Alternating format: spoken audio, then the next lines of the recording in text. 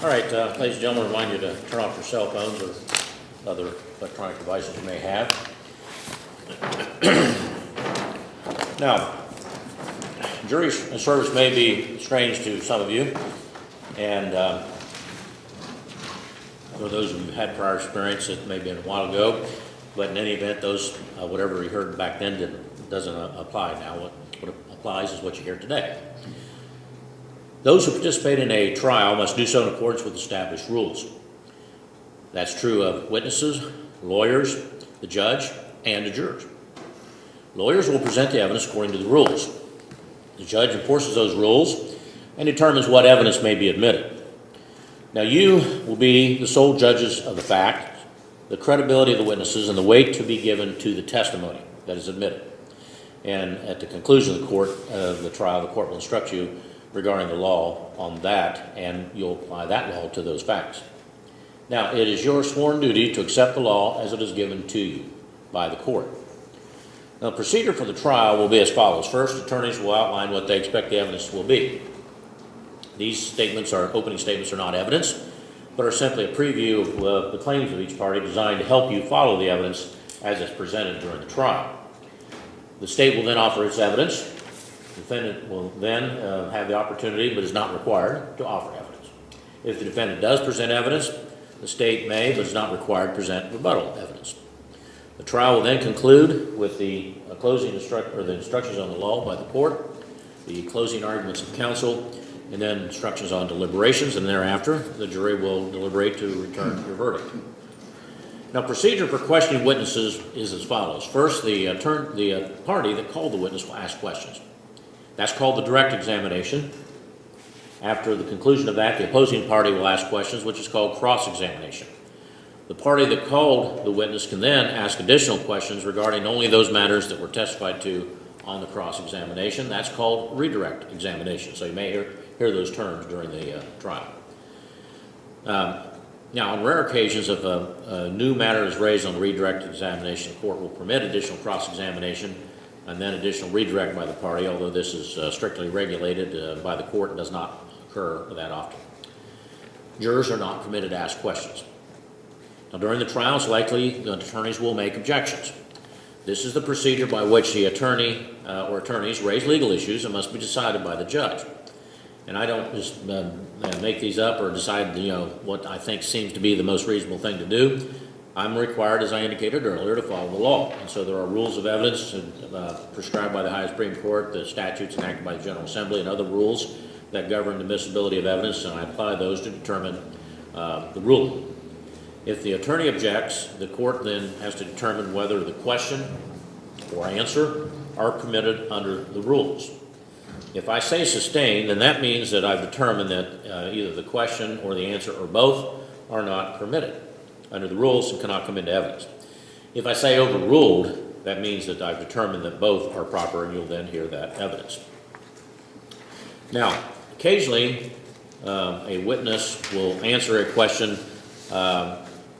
very quickly while an objection is being made before the objection is entered into the record. And then I have to make a ruling on that objection. If I determine that the question or the answer or both were not proper, I will instruct you either then or at the end of the case that you must disregard that question and testimony. Occasionally you'll hear an attorney say move to strike. And basically it says that's the same thing then. If it's stricken, it means that you're not to be able to consider it for any reason and in your deliberations. Now, again, I understand that you're not computers, but what we say is that simply you're not to consider it. And if somebody mentions it during your deliberations and you recall that it was stricken or totally disregard it, then you have to say we can't use that piece of information in our deliberations. Now, it's important that you be fair and attentive throughout the trial. You're not to discuss this case among yourselves or with anyone else during the proceeding, not until deliberations. Now, if you're a person who texts or tweets or other social media, you're not to do that during the trial in terms of this case. You can do it about any other items maybe, or other matters, but you're not to post anything on any social media whatsoever about the trial during the trial. You're not permitted to discuss this matter with anyone else nor permit someone to discuss it in your presence. So if you're in the hallway and people are talking, you're waiting in line or something, say, hey, you know, I'm on the jury, you know, please move your conversation away from me. You're not to form or express any opinion on the case until it is finally submitted to you, because until you have the complete trial before you, the opening statements, the evidence, the instructions of the court, the closing arguments, instructions on deliberations, you don't have everything that you need. So you're not to form or express any opinions until then.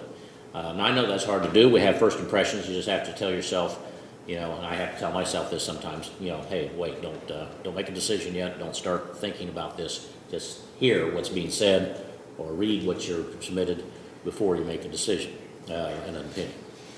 Now, it's easy to understand why you're not permitted to do that among yourself or with other people, not to talk with other people. But it's also important and instruct you that you're not to discuss this case even among yourselves until it's finally submitted to you. So that if you're together in the jury room, when you come back from a break, or if there's a break that the court sends you back there while we conduct the matters on the record that are required to be done outside your presence, it might be easy to say, well, I want to talk about this. What do you think about this? What's everybody think about this? Well, again, it's not proper. You can't have any discussion about it among yourselves until it is done in the jury room with all 12 jurors participating and you've had all of the portions of the trial completed. You must also explain this rule to any family or friends that you may have. Now, you're released from this obligation only when your jury service is completed and the trial is over. Until that time, you are under that instruction and you're not permitted to talk about it. And often family and friends will think, well, you know, I served on a jury and I remember I was allowed to talk about it. Well, what they may have forgotten is it was until after the case was complete. They weren't allowed to talk about it during the trial. Their memory's foggy. Or perhaps, unfortunately, they didn't follow the instructions of the court. Again, you're not to talk with attorneys, parties, witnesses, anybody involved with the case, spectators, anybody about the case. And likewise, they're not to talk with you. If anyone should attempt to communicate with you about this case, report this to the bailiff immediately. Now, you're not permitted to investigate or attempt to obtain any additional information on this case outside the courtroom. It's highly improper for you to do so. So during a break, you can't look up anything on the internet about something that might have come up. You might think, well, I think I know something about that, or I think I remember reading something about that. Unless it's in evidence, you can't do it. After the trial, yes. During the trial, no. Same thing if you go home for lunch and there's going to be testimony about firearms. Don't get out your own firearm and look at it and try to think, okay, you know, this is what that meant. That, again, is getting information outside of the record. You're not to read, view, or listen to any report in any newspaper, radio, television, internet site, or any social media about this trial. Now, we're not going to get TV or radio, I don't think, but people do post things almost before they are over on the internet. And if there are spectators here, people that are watching on YouTube, because this will be broadcast on YouTube, people may start posting something like that on social media. You're not to read any of those things, and again, you're not to post yourself. You're not permitted to allow anyone to read them to you or comment about them to you in your presence, because you're to decide this case solely upon the evidence received in the courtroom and not the accounts of other persons such as reporters or people that are posting on social media or other types of internet websites. You must decide this case solely on the evidence in the courtroom that's come in during the trial. Now, in the event that there should be some, again, outside information, don't report it to other jurors. You are to report it to the court. And the reason I say that is this. Sometimes it happens. Somebody goes out for lunch and somebody says something to them and they come back and say, well, this is what I heard. And then we have to inquire as to what impact, if any, that may have. And that occasionally happens. But don't go back to the jury room and say, this is what came up during the lunch hour or during the break. I guess I should report that to the judge. What do you guys think? Because if that happens, and I've had that happen once in a trial in which we had 12 jurors and 3 alternates, it was a week-long trial, and that happened, and that person went back and brought it up in the jury room, and so we spent the afternoon bringing every juror in individually, 15, and asking them questions to see what impact it had on them continuing. So we lost an afternoon of service. That's why we have that rule.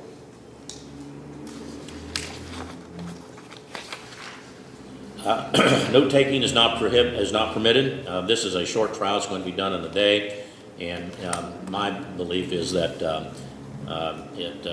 note-taking, when we do permit it, has to be strictly regulated, because people tend to, at the beginning, write down everything they're hearing. I make the observation that's what happened when I was 18 years old, went to Ohio State, had my first class, and the professor started speaking. I was writing down everything. And then I realized later in the week that, most of what I wrote down the first day or so was absolutely worthless, because it was just kind of preliminaries, or, it was things, kind of giving an introduction. And also I wondered, what did I miss when I was writing everything down? Because back then I wasn't as proficient as I am now at multitasking, although there's debate about that. But in any event, I don't want you to be distracted from what you might be hearing by taking notes. Now, again, as you've already seen, we'll from time to time have a bench conference where the attorneys will come up and I'll talk, and there'll be the static and the white noise. And when that occurs, that's because we're discussing something.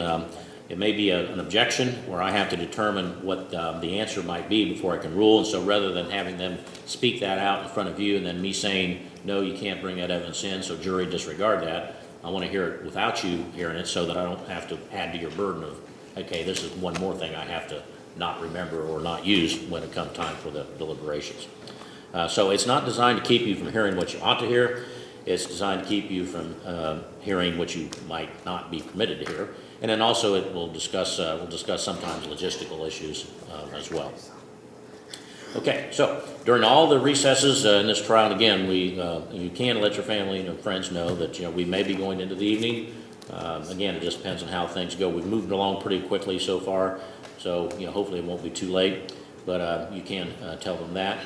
And we will be taking recesses about every hour and a half or so. We'll have a recess around the lunch hour. Noon is usually what we do. It's not exact. It depends where we are in the trial, because I don't like to interrupt in the middle of testimony.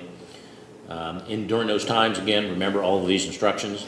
Also refer to those as one of the older judges when I first started practicing did. These are admonitions, or basically reminders, instructions. So if I use the word observe the admonitions, remember the admonitions of the court, I'm referring to these instructions. All right.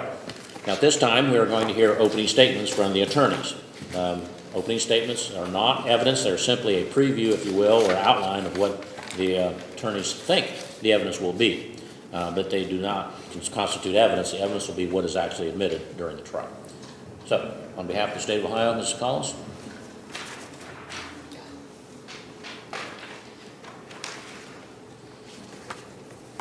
May it please the court, Mr. Bolger. Ladies and gentlemen of the jury, today we will prove beyond a reasonable doubt that on October 28th of 22, this defendant, Jennifer Morgan Baker, walked outside of her Highland County home and fired at least 1 and likely 2 rounds at a passing square-body Chevy pickup truck.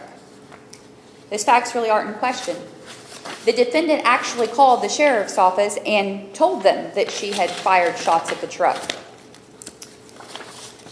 You're going to hear that recording of that phone call today. She says she heard a truck outside, grabbed her gun, walked outside, and shot at the truck. Now, the defendant had absolutely no right to do this. She wasn't protecting her home or her family.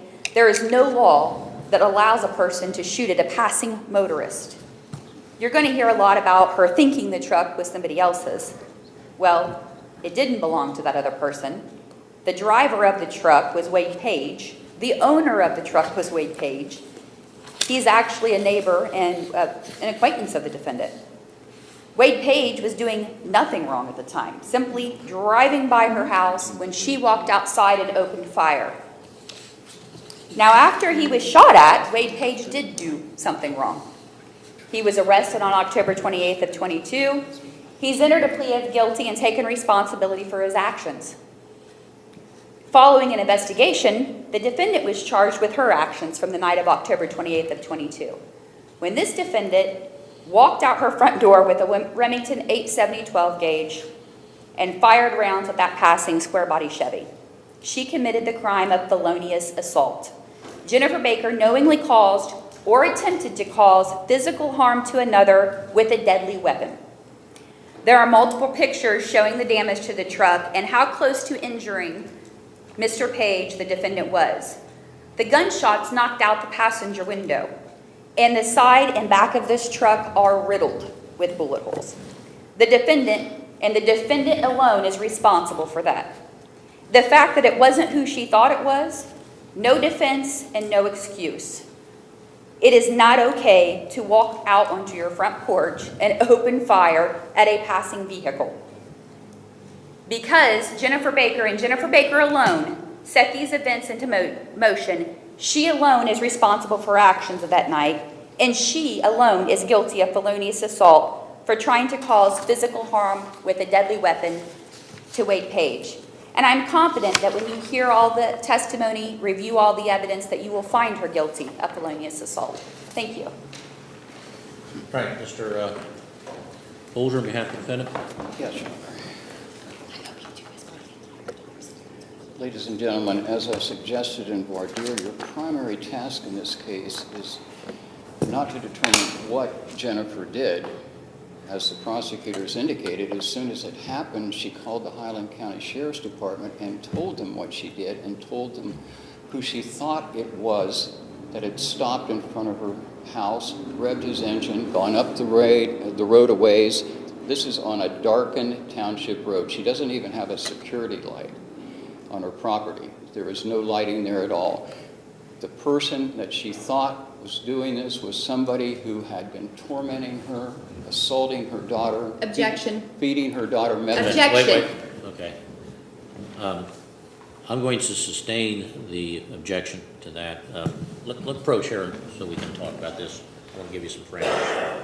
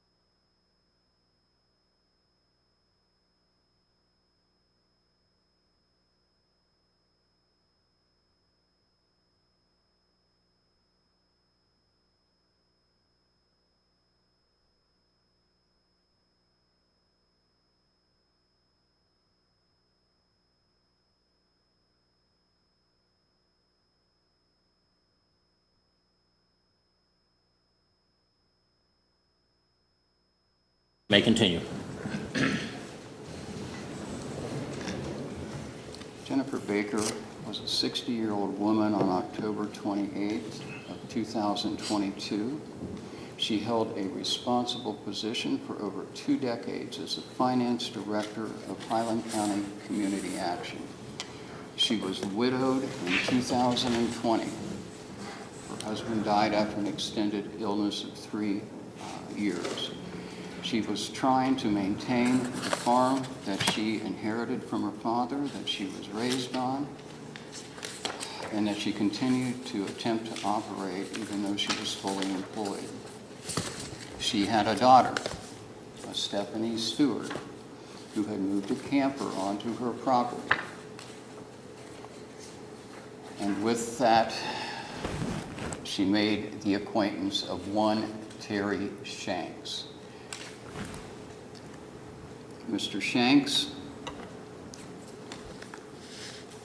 became an uninvited visitor.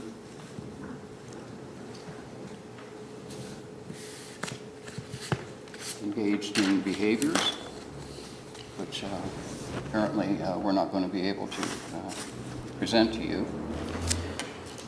The jury will disregard that statement, Mr. Bolger. You know better than that. At 10 o'clock on the evening of the 27th, she was awakened by 3 sheriff's deputies who had come onto her property. For purposes not associated with her directly, but with her daughter, Stephanie Stewart. They left, having searched the property, attempted to search the property for one Terry Shanks, unable to locate him.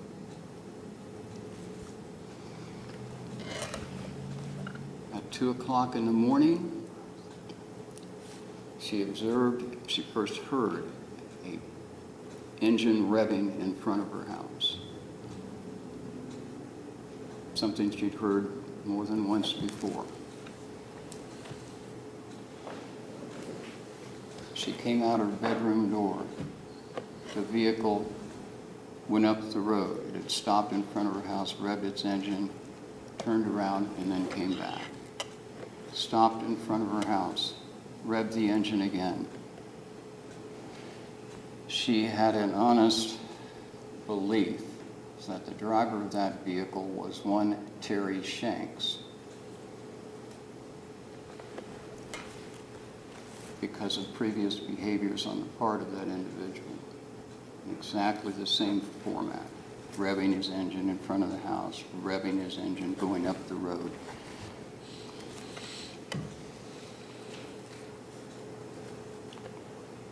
Engaging in the activities that he engaged in. You will hear on this telephone call that she made immediately after she fired that shot, splattered the side of the truck with bird shot. May have caused the passenger side window to shatter too. There's glass on the ground, on the outside, on the ground. The person driving the truck was one Wade Page. It wasn't Terry Shanks. She was mistaken in that regard. Wade Page, when he was finally apprehended, based on her telephone call to the Highland County Sheriff's Department, was drunk.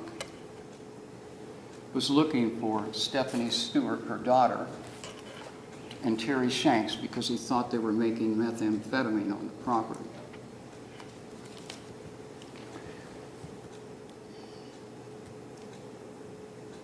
She made a second telephone call to the Sheriff's Department.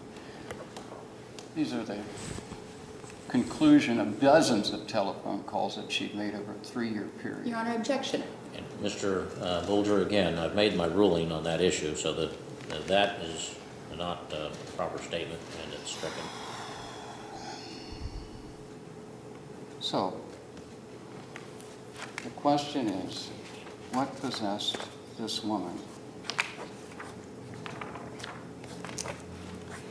who was a hard worker, responsible citizen,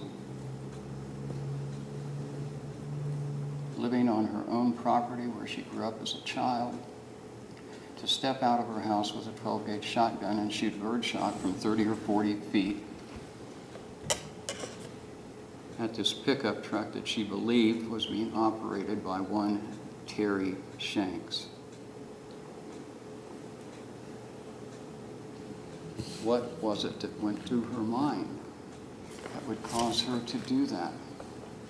An act that was completely inconsistent with her entire life. What drove her to it? That's at the heart of this case.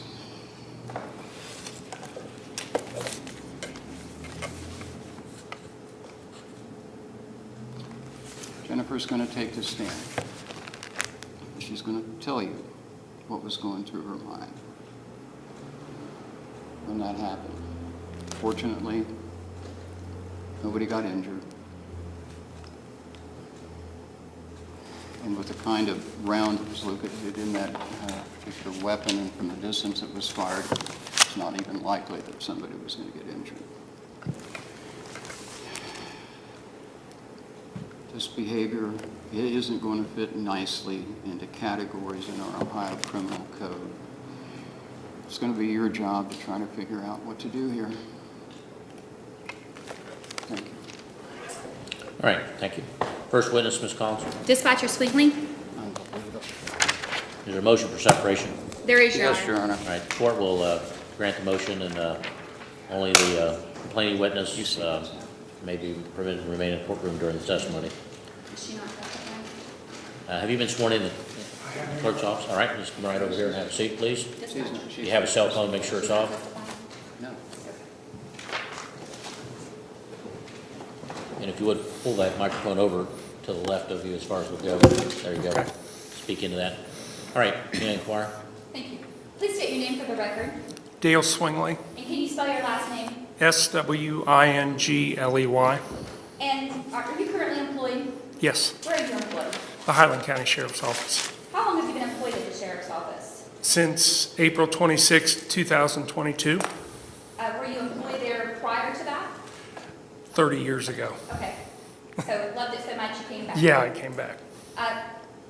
What are your job responsibilities there at the Sheriff's Office? I'm a dispatcher, so I take calls from the public and dispatch law enforcement, fire, and EMS personnel. Were you employed as a dispatcher there at the Sheriff's Office on October 28th of 22? Yes, And did you receive a call to respond to 11600 Walnut Shade Road? yes. Did the caller identify themselves to you? Yeah, it was a female caller, identified herself as Jennifer Morgan Baker. And do you recall what time the call came into the Sheriff's Office? Approximately 2 a.m. Is there a recording system that is utilized for phone calls that come into the Sheriff's Office? Yes, Was the system in use and operation on October 28th of 22? yes. May I approach the witness? You may. I'm going to hand you what's previously been marked as State's Exhibit 5 for identification purposes. Do you recognize that? Yes. And what is that? It's a recording of the phone call. Is that a true and accurate recording of the phone call that came in at round 2? Yes. And whose voices are we going to hear on that recording? You'll hear my voice and the caller's voice, Jennifer Baker. At this time, I would move to admit State's Exhibit 5 into evidence and publish this thing for the jury. Any objection? No, Your Honor. All right, submit it, and you may publish it.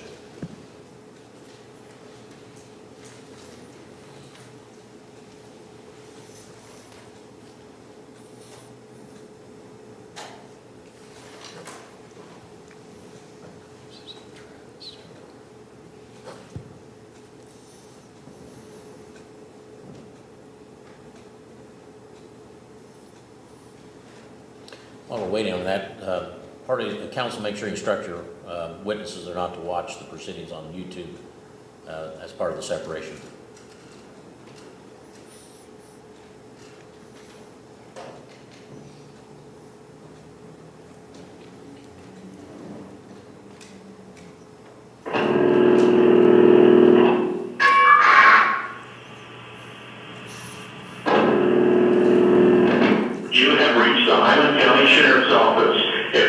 is an emergency, hang up and call 911.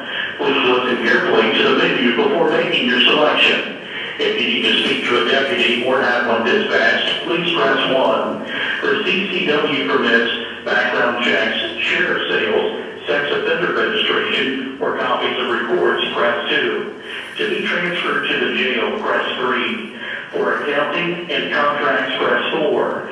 To reach the jail administrator, press 5. For the Hillsborough Municipal Court, press 6. Thank you, and have a safe day. You have reached the Highland County Sheriff's Office. If this is an emergency, hang up and call 911. Please listen here.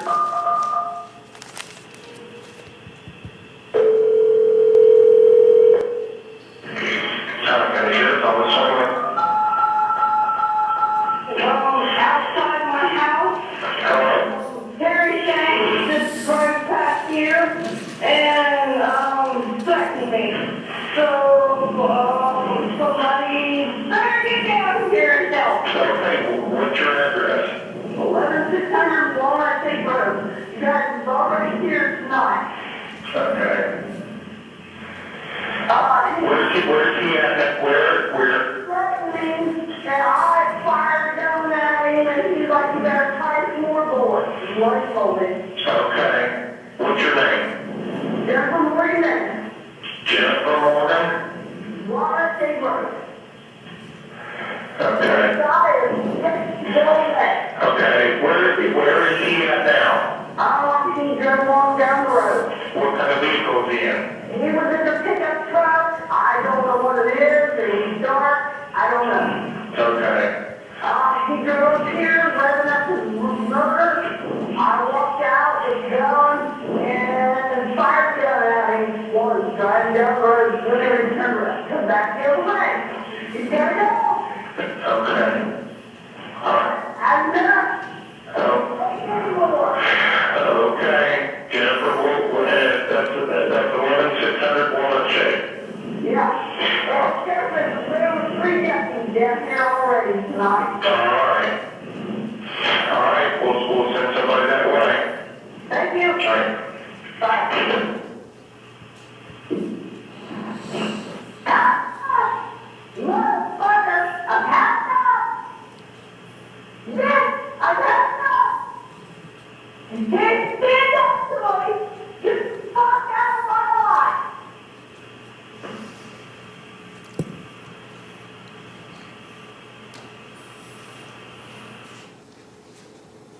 Dispatcher Swingley, is that the complete phone call that she made to the sheriff's office? Yes.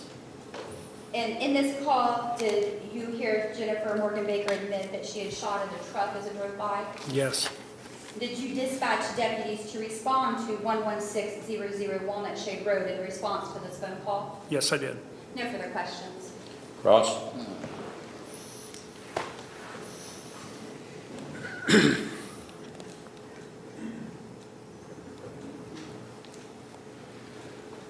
Good morning, Mr. Swingley. Good morning. Okay. I noticed there was no time signature on this recording. Does that call come in on a 911 number? We record both types of calls. That call came in on our, we call it an admin line, Okay. 393-1421. Okay, so it came in on a conventional number. And do they not get time stamped? I can't answer that question. I don't have anything to do with the technical side of it. Do you make any notations about these kinds of calls? Yes, we log those calls in a call for service. Okay. And when you do so, do you record a time? Yes, a time is recorded there, but it's not part of the phone system. Well, where do you get the time if it's not on the recording? I enter the calls and my actions as they occur. Okay, so when you're making your entries, you record the time that Yes. you make your entries? Yes. Okay. And was this the first dispatch you made to 11600 Walnut Shade Road in your shift? In my shift, yes, Okay, and when does your shift start? 11 p.m. Okay, so you wouldn't have been involved in any calls made around 10 o'clock in the morning or the evening of the day before? No, I would not. Okay. No further question. Redirect? None, Your Honor. All right, you may step down, thank you. Next witness? Wade Page.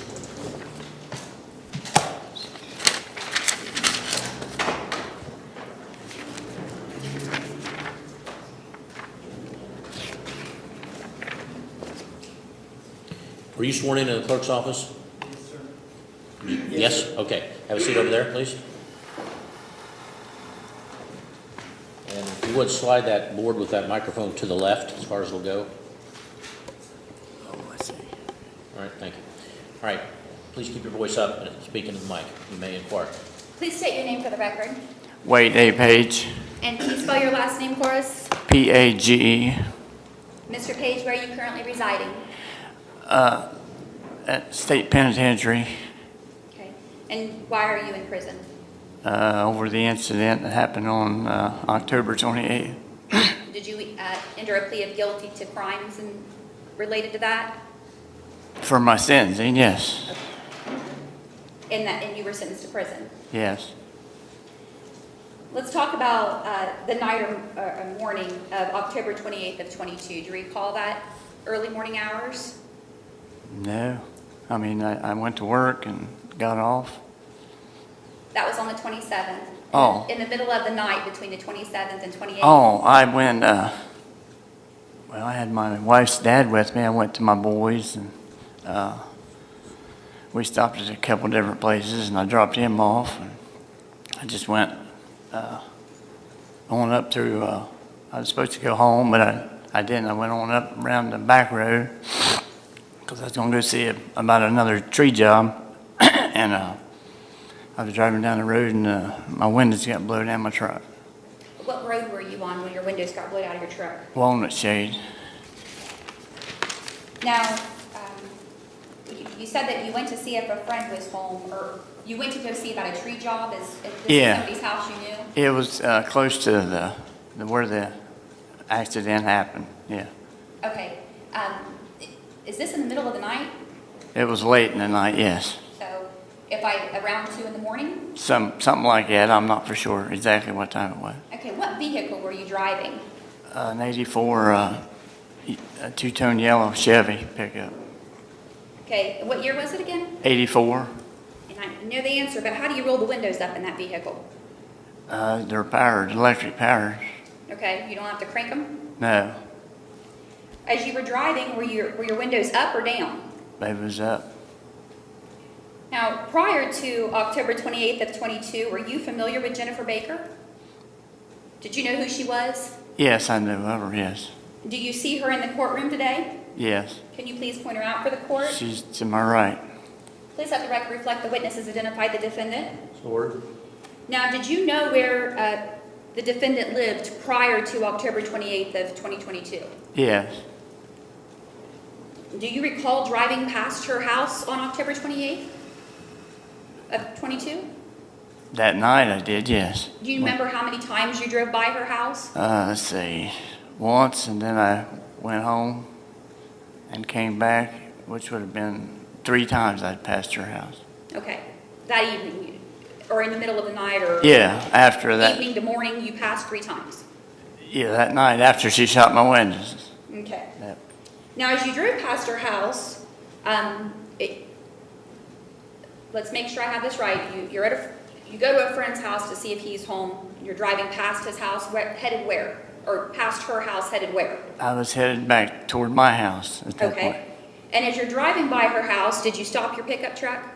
No, Did you rev up your engine? no, Did you yell threats to the house? no.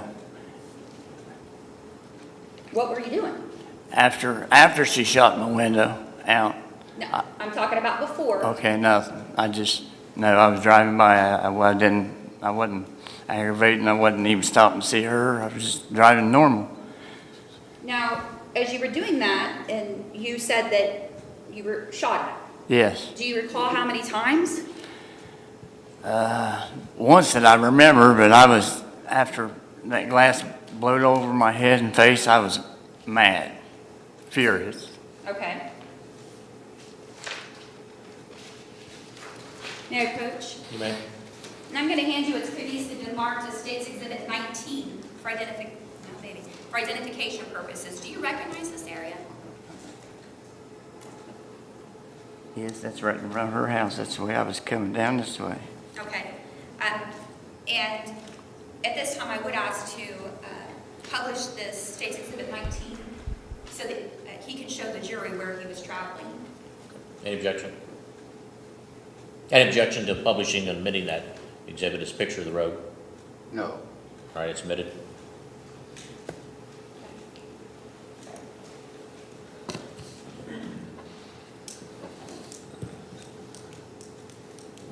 Mr. Page, is this the picture that is the same as the one here in State's Exhibit 19? Yes.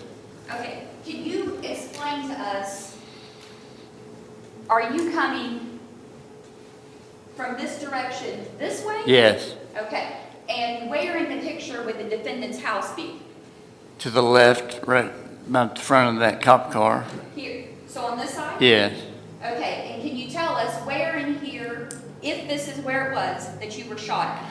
Somewhere between the back of that car and the front, somewhere along through there.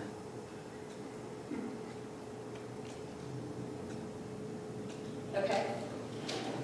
Can you tell us again? Somewhere between the back of that cruiser and the front, right in that. Right in this area? Yes, somewhere down through there. Okay. Now, where was your truck? I'm sorry, I already asked you that, thank you. Was your truck hit? Yes, because, yeah, the window, the side window blowed all over my head.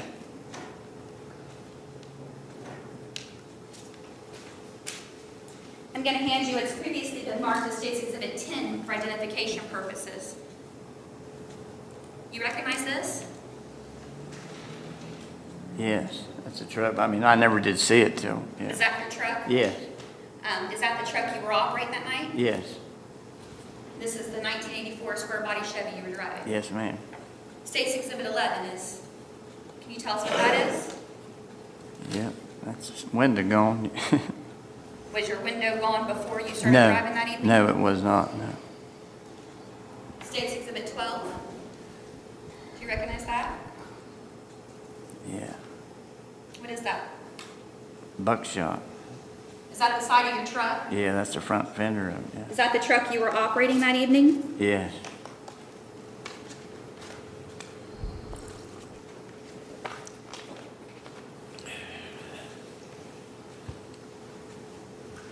State's Exhibit 16. Do you recognize this? Yeah, that's the back of it, Is that the tailgate of your truck? yeah. Um, So, I mean, that's not one shot, apparently. I mean, it can't be one shot. It has to be more than one. Do you see indications of shot on that? Yes. And that damage was not there prior to No. October 28th of No. 22? No. And then finally, State's Exhibit 17. Do you recognize that? Yeah, that's the seat of my truck, yes. And Glass all over, yes. It was all over, it blowed all over my head. okay. Now, prior to driving by her house, who had been with you that evening? My wife's dad was with me, but I just dropped him off probably 30 or 45 minutes before that. Where was he? Was he riding in that truck with you? Yes, Where was he sitting? right there in the passenger seat.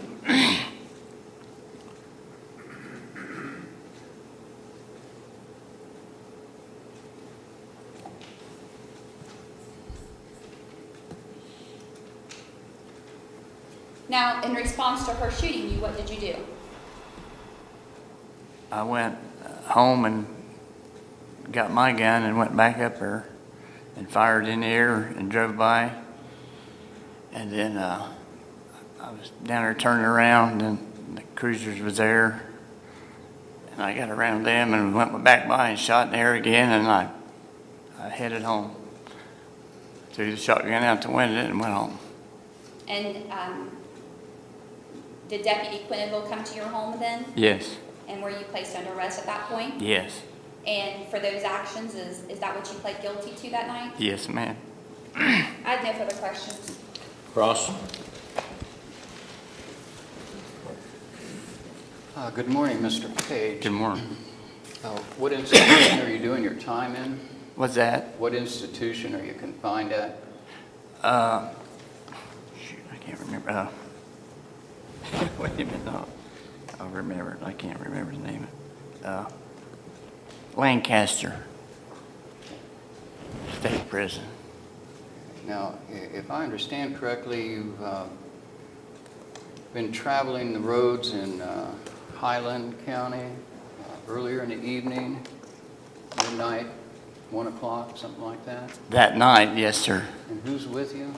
There was nobody with me at that time. I'd done dropped my father-in-law off at his house. Been drinking that night? Yes, sir. Okay. In fact, you were drunk, weren't you? No, I wasn't drunk. I mean, yeah, I was. And if I understand correctly, having consumed enough alcohol that in your own opinion you were drunk, you at 2 o'clock in the morning were going to go to somebody's house and talk about a job, is that right? Yes, sir. He's a beer drinker all day, every day, too. And all night as well? Yep, yes, sir. Okay, who was this person? Adams, I can't think of his first name. He lives right past Mr. Baker's house. He's got a green gate right in the curve. His last name's Adams. You say his last name's Adams? Yes. Wait, I just can't remember his first name right now. But I've cut trees for him prior. So that's who you're going to visit at 2 o'clock in the morning? Yes, sir. Well, do you remember what you told the deputies that arrested you about what you were doing at 2 o'clock in the morning on Walnut Shade Road? I was driving by there, yes. You don't remember telling them that Terry Shanks and Stephanie Stewart were making meth? Not up there. No, there wasn't. Down by my house, she's got property, yes. So you don't remember telling them that Terry Shanks and Stephanie Stewart were making meth that night? Was making meth where at? Well, you tell me what you told the deputies. Well, I said he was cooking meth over by my house, down by my house, because she's got property down there. But no, I don't know anything about Terry Shanks personally. You know his name, don't you? Yeah, How just do you know his name? around Elmville. Objection. He steals everything around Elmville. Objection. Wait a minute.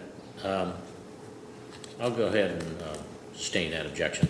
He knows him, let's move on.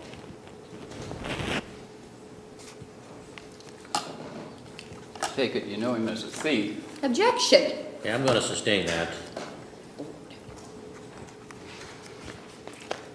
Now, if I understand correctly, you did not suffer any physical injuries as a result of this peppering at the side of your truck, did you? No, no buckshot hit me, no.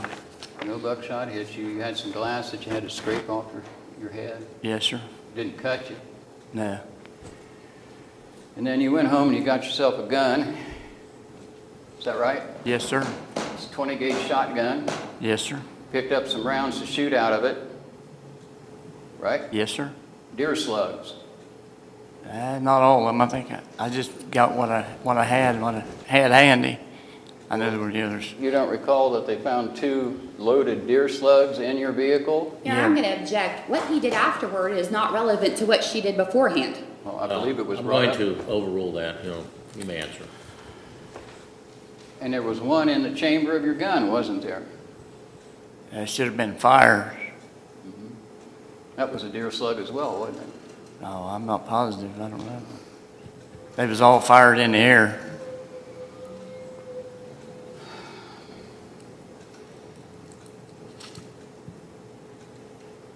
And that's as you drive by the house. What's that? Is that you fired as you drive by the house on Walnut Shade Road at 11600? I fired it up in the air, yes, sir. As you were going by the house? Yes. Now, could you see anybody in the front yard? No. So you never saw anybody at all in the front yard?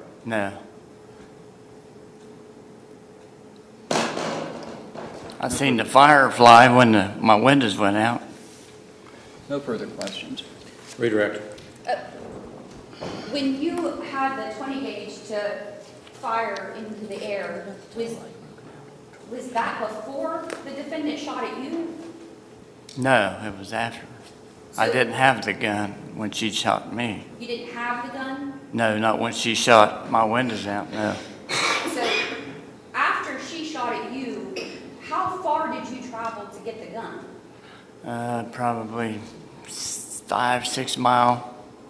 To your house? Yes, And then you went back? yes. Okay, and where did you fire your gun? In the air. Nothing further, Your Honor. All right, you may step down. Next witness, Deputy Ryan Ross. you may step down. Okay.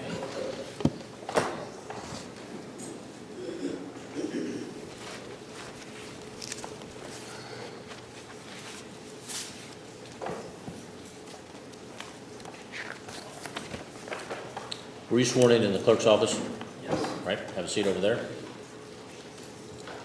If you would pull that microphone on that board completely to the left, your left. Thank you. All right, you may inquire. Please state your name for the record. Ryan Ross. And are you currently employed? Yes. Where are you employed?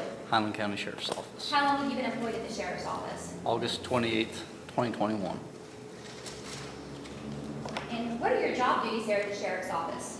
Standard road patrol, as in traffic control, investigations, and respond to call for services. Can you talk a little louder just because of Speak on the microphone if you would there, Deputy, please. Yes. And were you employed at the sheriff's office in that capacity on October 28th of 22? Yes. And what shift were you working on October 28th of 22? Night shift, 7 p.m. to 7 a.m. Did you get a call to respond to 11600 Walnut Shade Road? Yes. What county is that in? Highland County. And when you arrived there, what did you find?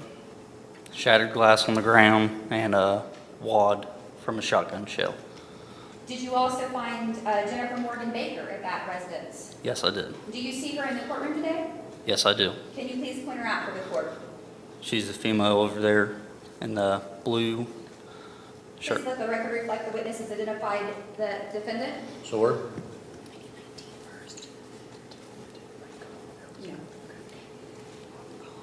Yes. Sorry. May I approach? May? I'm going to hand you as previously been marked as State's Exhibit 19. Do you recognize this? Yes, I do. What is that? That is the road where Jennifer Baker lives on. The cruiser is right in front of her house. Okay. Permission to publish State's Exhibit 19 again. You may.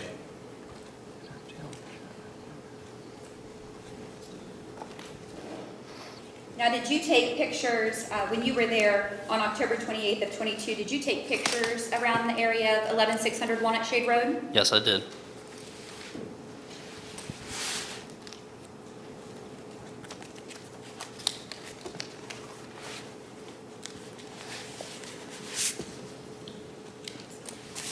Going to hand you what's previously been marked as State's Exhibit 9 for identification purposes. Do you recognize this?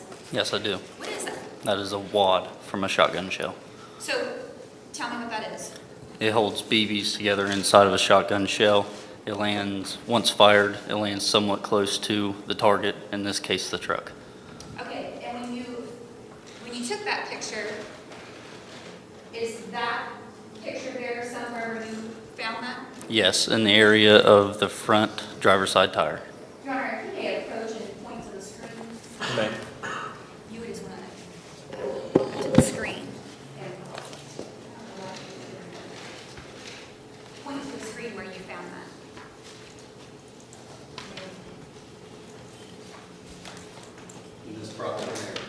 Okay.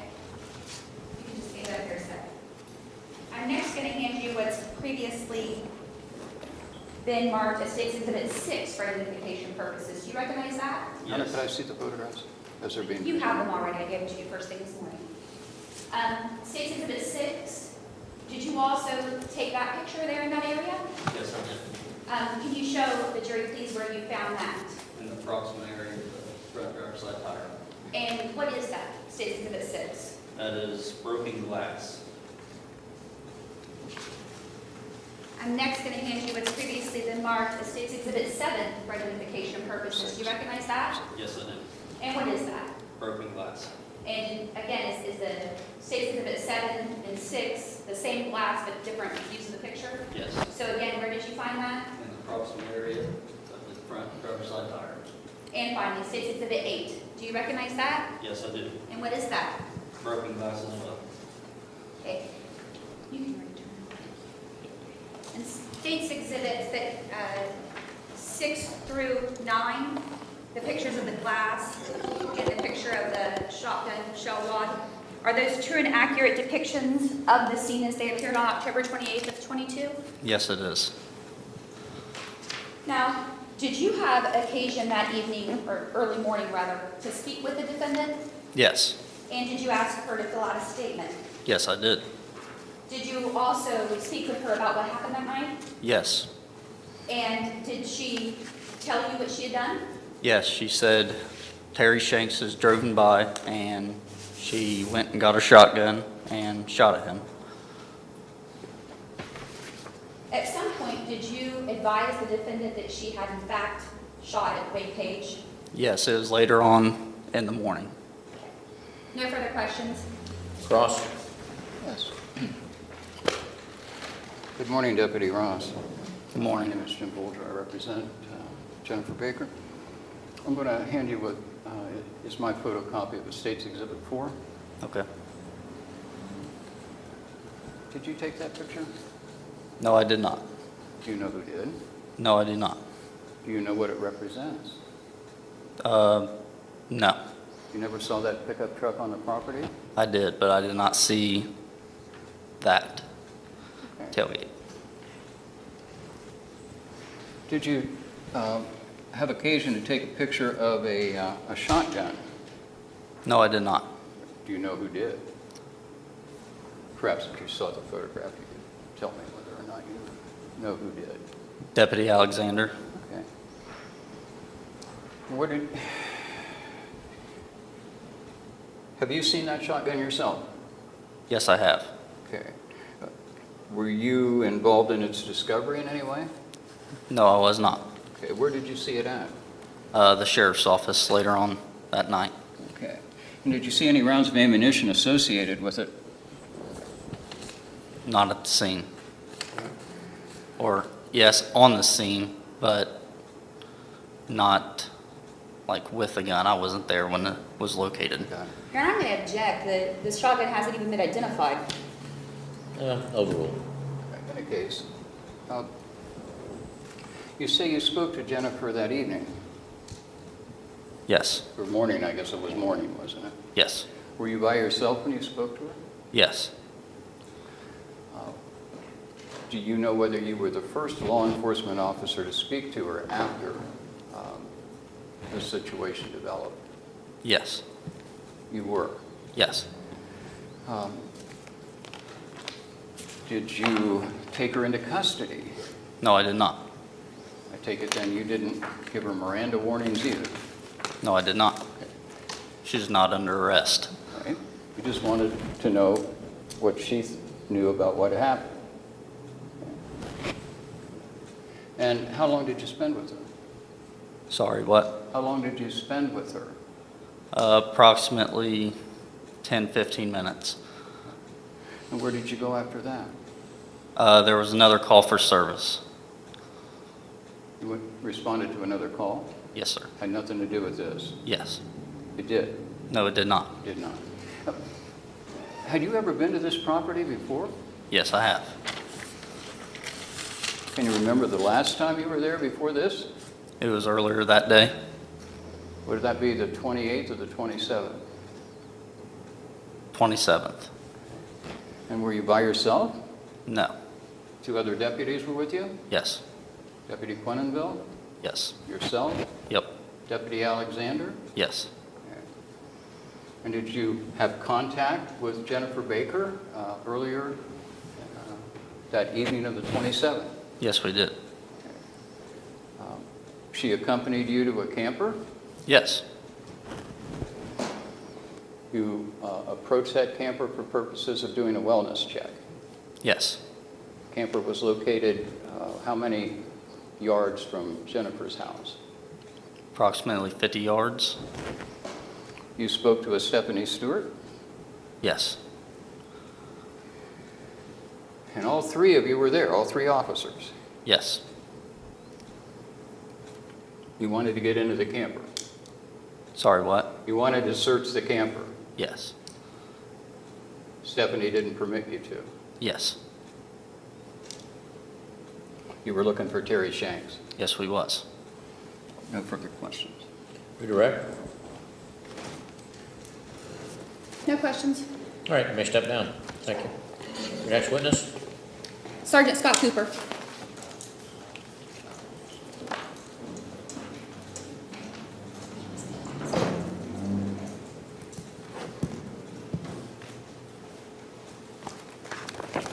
Were you sworn in the clerk's office? I was. All right. I need 192319. Pull the microphone on that board completely to the left, if you would. Make sure you speak into it. Please state your name for the record. Sergeant Scott Cooper. And are you currently employed? I am And where are you employed? with the Highland County Sheriff's Office, How long have you been employed there? 24 years. And were you employed there on October 28th of 2022? I was. And what are your job duties there at the sheriff's office? I'm a road patrol supervisor, manage personnel for the day-to-day activities on patrol. And were you requested to follow up on an incident that had been handled during the night before you came in? I was. When I came in on duty, I spoke with Deputy Guineville, who requested I return to the scene and take pictures of the scene and to regain the firearm that was used in the incident. And what address did you respond to? 11600 Walnut Shade Road, Highland County. And did you find anyone at that residence? I did. I found Jennifer Baker. Do you see Jennifer Baker in the courtroom today? I do. Can you please point her out for the court? And she's seated to your left. Please let the record reflect the witness identified the defendant. Sure. Did you speak with the defendant at her residence? I did. And did you take pictures of anything there at the residence? I did. I obtained photographs of the house and damaged property. May I approach? May? I'm going to hand you what's previously been marked as State's Exhibit 19. Do you recognize that? I do. And what is that? There's a picture of the roadway that is going in front of Jennifer Baker's residence. Did you take that picture? I did. Next, going to hand you what's previously been marked as State's Exhibit 2 for identification purposes. Do you recognize that? I do. And what is that? There's the front picture of Jennifer Baker's residence.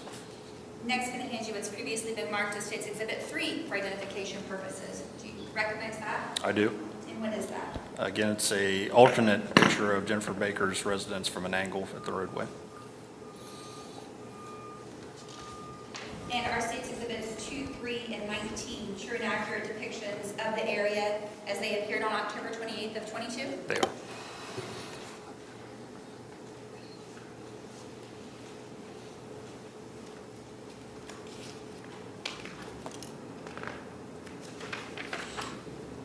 Now, can you tell us what is a spent shell casing?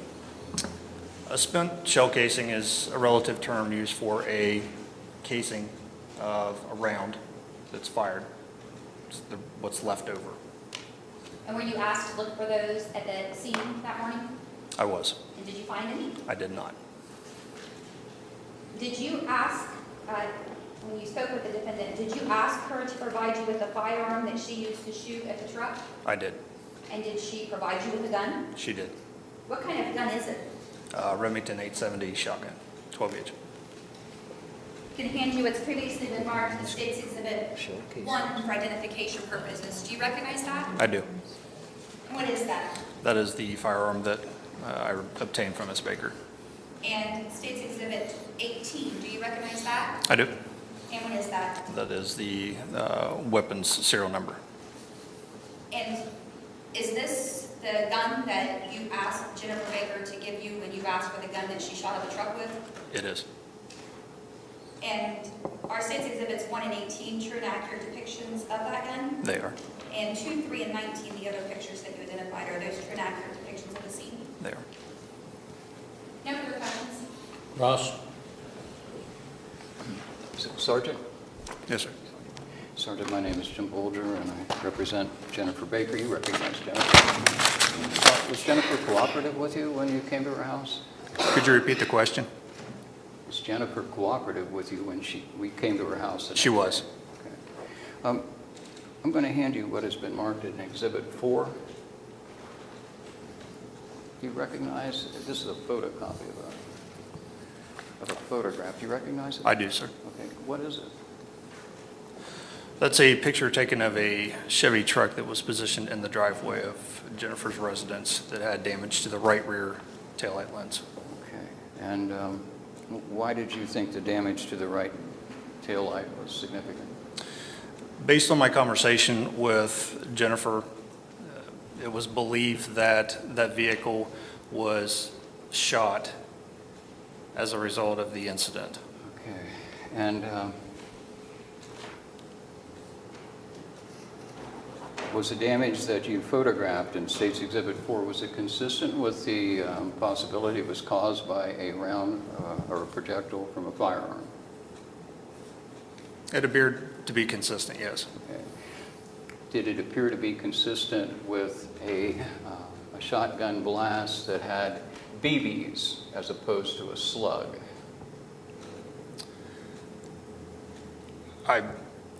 I couldn't tell you, honestly. Was it Jennifer that pointed that out to you? That pointed out the damage? Yeah. She was. Excuse me, I didn't. She was. She was. And where was the truck parked in relation to her house? From her front door, the truck was parked in a driveway to the right of her front door. Okay. It pointed towards the roadway. And were you able to determine after your conversations with Jennifer whether the truck had been moved since the time of the incident and when the gunfire occurred? I believe the discussion we had was that the truck had not been moved. No further questions. Redirect. Sergeant Cooper, if you know, when you look at what he's calling Exhibit 4, would you expect more damage to that area if that was a brass load slug rather than birdshot? Potentially. So- I believe there should be more significant damage. Trajectory would be the biggest issue. Say that again? The trajectory would be the biggest issue of damage. So a brass load slug, you would expect more damage? It would be a smaller contact point as opposed to a shot, which would be a wider point of area. No further questions. All right, you may step down. Next witness? Deputy Quenneville. Have you been sworn in? You have? All right, have a seat. Yes. All right, you may inquire. Please state your name for the record. Deputy Dylan Quenneville, And can you spell your last name, please? Quenneville. Are you currently employed? Yes, Where are you employed? the Highland County Sheriff's Office. And were you so employed on October 28th of 22? Yes, And what shift were you working? I work 7P to 7A. And I may have asked, but how long have you worked at the sheriff's I office? started in 2016 as a dispatcher. And what are your current job duties there at the sheriff's We office? respond to calls for service, traffic enforcement, and any investigation that we have with our calls for service. At about 2 in the morning on October 28th of 22, were you dispatched to reports of shots fired? Yes, And do you recall the address that you were dispatched to? 11,600 Walnut Shade Road, What county is that in? Highland. And what did you find as you were traveling to that address? When I passed the address, another call had come in that, Without telling us what the other car Oh. was, were you looking for a pickup truck? yes, Did you see a pickup truck? yes, And did you follow that pickup truck? yes, And did you place the driver of that truck under arrest? yes, I did. And who was the driver? Wade Page. Did you observe the vehicle that Wade Page was driving that evening? I did. Did you notice anything about the vehicle that was alarming to you? Yes, its passenger window was busted out, and it had what appeared to be BB marks on the vehicle from its front driver headlight to the tailgate. May I approach? Hey, Going to hand you has previously been marked as State's Exhibit 10 for identification purposes. Do you recognize that? I do. What is that? It's BB marks from a shotgun and then the window that's busted out. State's Exhibit 11. This is the window that was shot out on the passenger side. State's Exhibit 12. This is some more damage from a shotgun. State's Exhibit 13. This would be a door that also has some more damage from a shotgun. State's Exhibit 14. This is behind the passenger door with some more BB damage from a shotgun. State's Exhibit 15. This is the tailgate of the truck, also has more damage from a shotgun. And State's Exhibit 16. This is another picture of the tailgate with some more damage from a shotgun. And State's Exhibit 17. This is the inside picture of Wade Page's car, and there's glass in the seat. And is that picture from the passenger side? Yes, it's sitting on the passenger seat. Okay. And State's Exhibits 10 through 17, are those true and accurate depictions of the vehicle as you found it on October 28th of 22? Yes, they are. Now, other than your time as a deputy sheriff, do you have other experience with firearms? I do. What is that? I was in the United States Army for 7 years. Thank you for your service. Are you familiar with buckshot versus birdshot? I am. When you're talking about this, you say BB holes in the side of this truck. Is it really a BB? Buckshot would be a lot bigger. Birdshot is more BB size. Okay, so tell us the difference in buckshot and birdshot. Like I said, the buckshot would be larger and the birdshot would be smaller. Do you have experience with both? I do. Do you fire both from a gun? You do? Are they both used to kill? Yes, ma'am. At any point from the time that Jennifer Baker called the sheriff's office and reported that she was shooting to the time that you cleared the scene that evening, did you see Terry Shanks? No. Why didn't you place Ms. Baker under arrest on October 28th of 22? There was still a lot going on, so we were still investigating.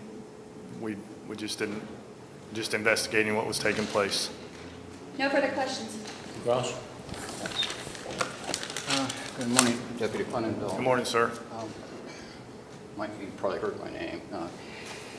Any case, when you got that dispatch call sometime shortly after 2 a.m. in the morning, where were you at?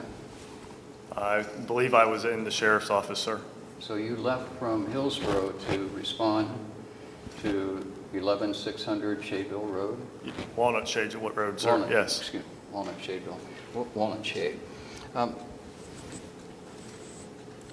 Now, you had been out there to that same address on the evening before, approximately at 10 o'clock, Yes, sir.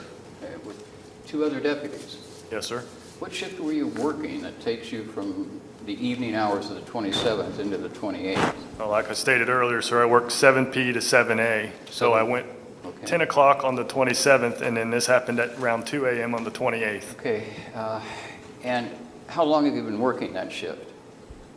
I started a road position June last year. Okay, are you familiar with how many of your fellow deputies are on road patrol at 10 o'clock in the evening on a particular day? Yes, How many? 3 to 4. 3 or 4. If I understand correctly, at 10 o'clock on the evening of the 27th, 3 of possibly 4 road patrol deputies are responding to a wellness check at 11600 Walnut Shade Road. Am I right? I believe so, sir. More than half of your shift. Yes. You're looking for a Terry Shanks. No, I was checking on Jennifer Stewart for a welfare check. You wanted into her trailer. Yes, sir. Camper. Okay.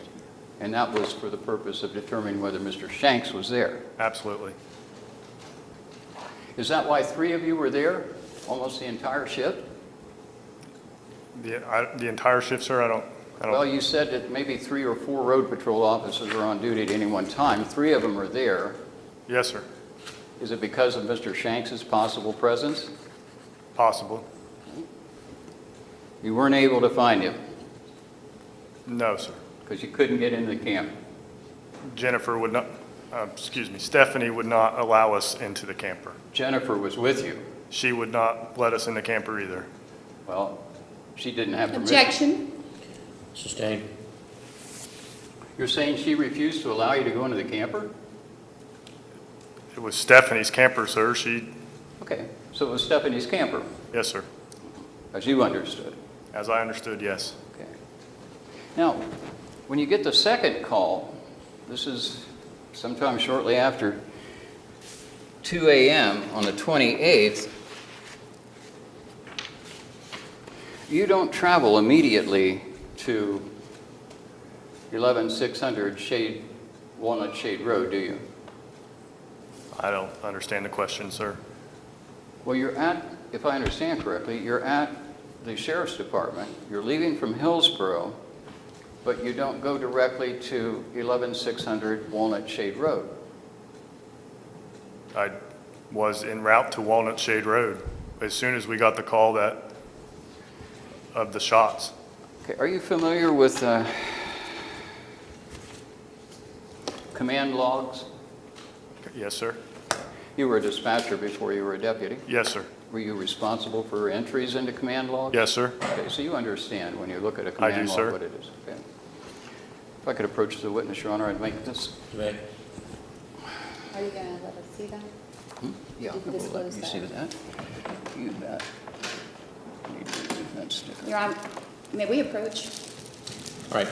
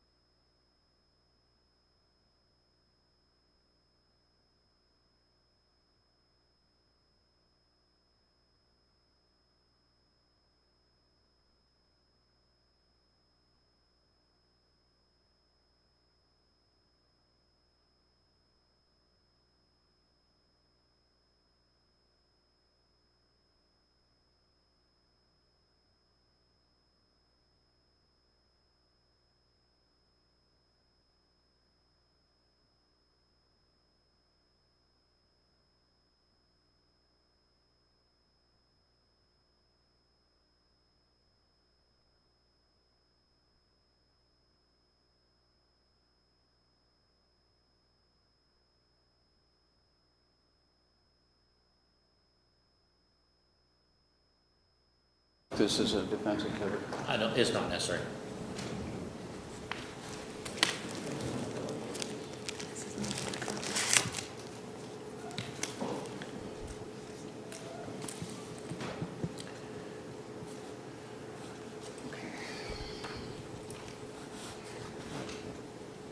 Deputy, I'm going to hand you Defendant's Exhibit A. It's a multi-page exhibit attached by a paper clip. If you go to the second page.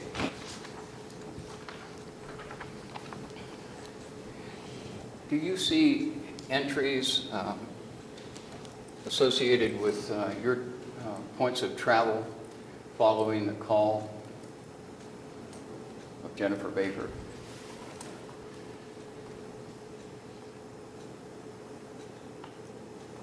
Yes, sir. I see where I went en route. Okay. And where did you go?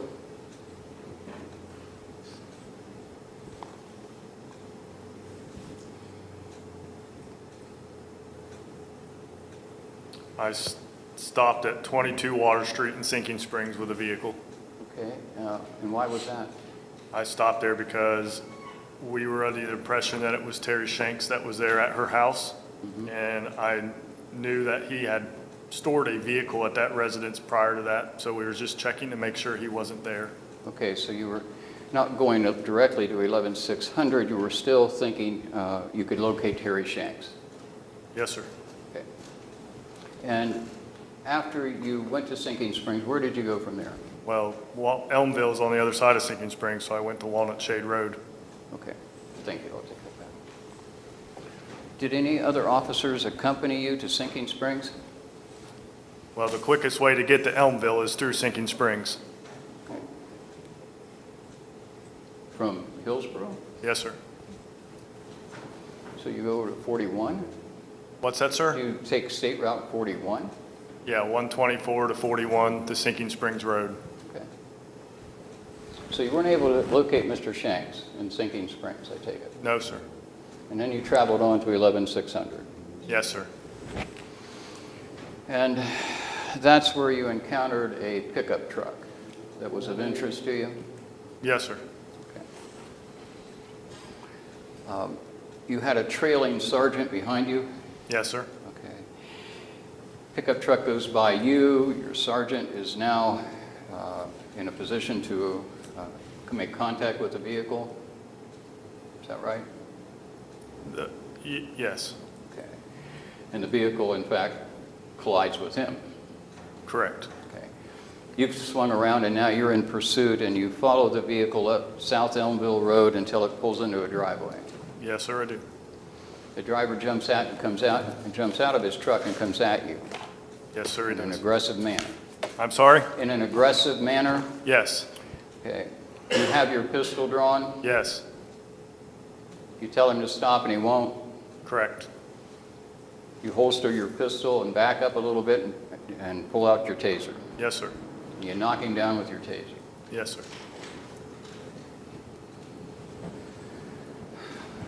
Eventually he's in your cruiser, is that right?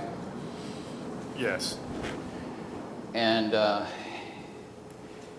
does he explain his presence on Walnut Shade Road to you at any point in time? Your Honor, I'm going to object. This is hearsay. I would sustain that. He's already testified.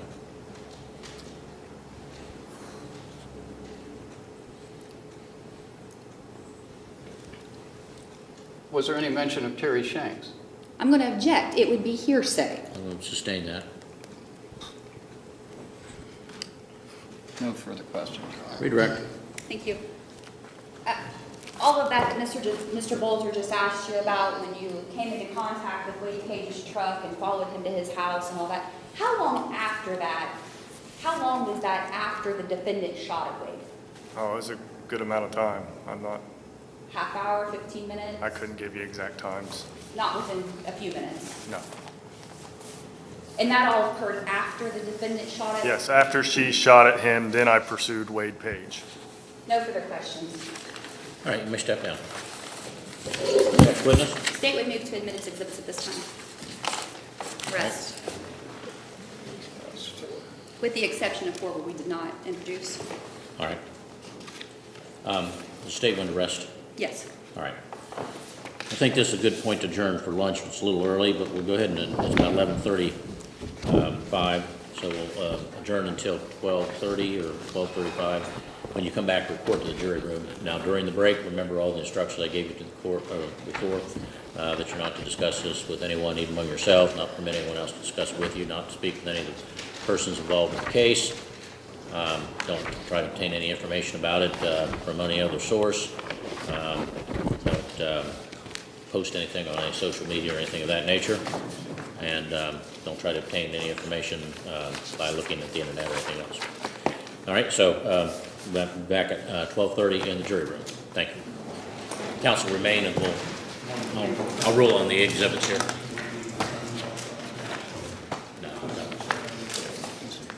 I will tell you that when you do deliberate, you won't be permitted to have your phones, so you can either leave them in your vehicle or at home if you go home for lunch, or put them in the windowsill, or we take a bag up, collect them, and give them back to you afterwards. So just so you're aware of that.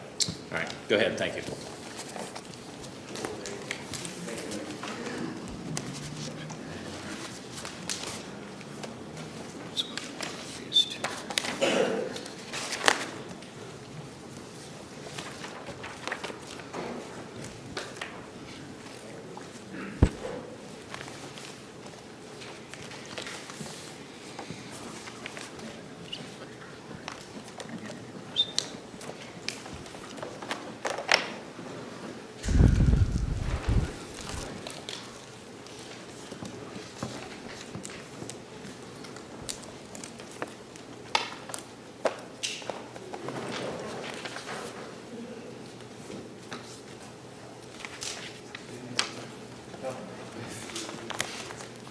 Don't believe so.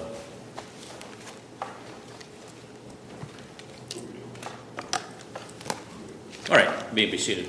All right, Mr. Bolger, are there any objections to any of the exhibits?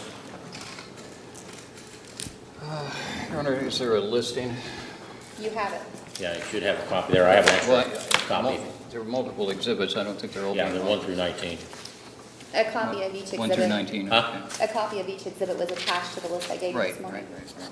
Except for 4, we did not Right, include 4. right. Any objection, Mr. Bolger? No, Your Honor. All right, all those exhibits are admitted. All right, state rest. It does, Your Honor. Mr. Bolger, you wish to make a Rule 29? No, Your Honor.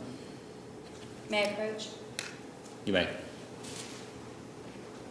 All right, are you making Rule 29? No. Okay, all right. Then we'll be back here at 12:30. Now, do you anticipate how many witnesses, Mr. Bolger? Your Honor, we're only going to be presenting the defense. All right. Defendant, rather. All right, I am revising the jury instructions, and the way I've addressed the issue on aggravated assault, the record should reflect that the state filed a written motion to dismiss count 2 aggravated assault, which I granted because it's actually an inferior offense to felonious assault. So I'll show you the language, but the way I handled it is that what I put in is that if they have found the state proved all the elements of felonious assault, then they may consider whether the defendant committed the act while under a under sudden passion or sudden fit of rage as a result of serious provocation by the victim. And then I just basically reiterate the same instructions. And I'll also in the verdict form, what I instruct them is that the only complete one verdict form. It'll be either guilty or not guilty of felonious assault. Well, if it'll be could be guilty or not guilty of felonious assault, that would be the single form. Or if they find there was provocation, then it would be guilty of aggravated assault. There'd only be one form. So they'll get 2 verdict forms, but they'll only complete one, and I'll explain that to them. So I'm still working on finishing that up, so I should have it after before we go back into court on after the lunch break. All right, thank you. What time, Your Honor, are we reconvening? I'm sorry. 12:30. 12:30. Please rise.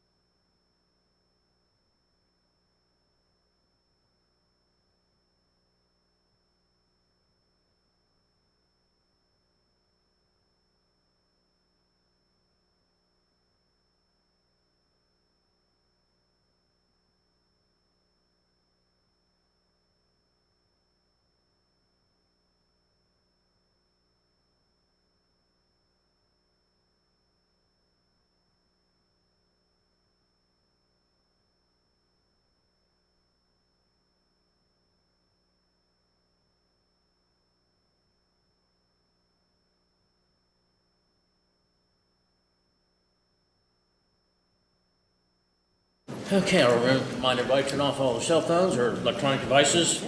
At the conclusion of the evidence this morning, the state rested, and exhibits have been admitted. So it's now the defense case. Mr. Bolger.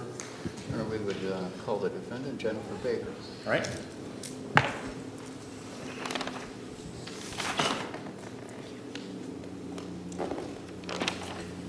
Would you raise your right hand and be sworn, please? Do you solemnly swear the testimony you're about to give will be the truth, the whole truth, nothing but the truth, so help you God? Just have a seat right there. Hold the microphone over in front of you, please.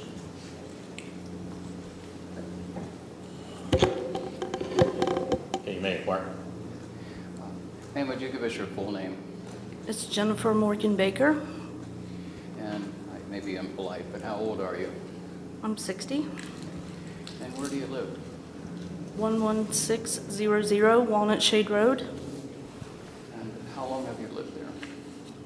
I was born and raised there.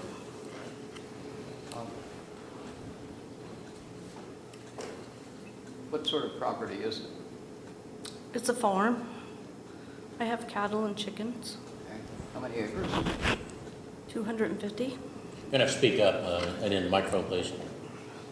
250. And who operates the farm? I do. How long have you been doing that? My husband started getting sick in 2017. And I've been doing it solely pretty much since 2018. And is your husband still with us? No, he passed away in 2020. And who lives with you now since your husband died? No one.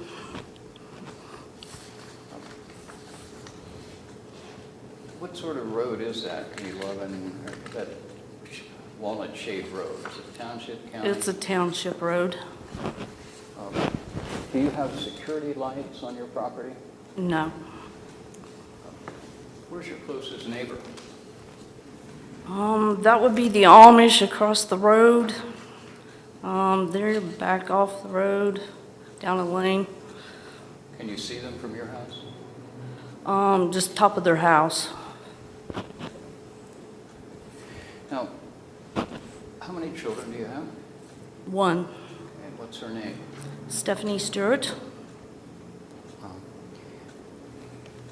Back when your husband died in 2020, where was Stephanie Stewart living? She had a little camper on my property. Is it the same camper that was there on October 27th, No, 2022? no, the one there now is much bigger. And how far is that from your house? 50, 60 feet, something like that.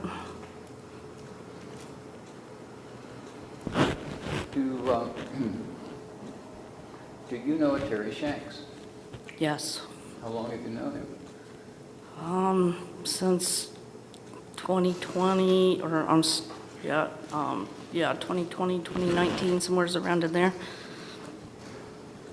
And what, if any, sort of relationship do you have with him? He was my daughter's boyfriend. And is he a dinner guest in your house? He is not welcome on my property. Now,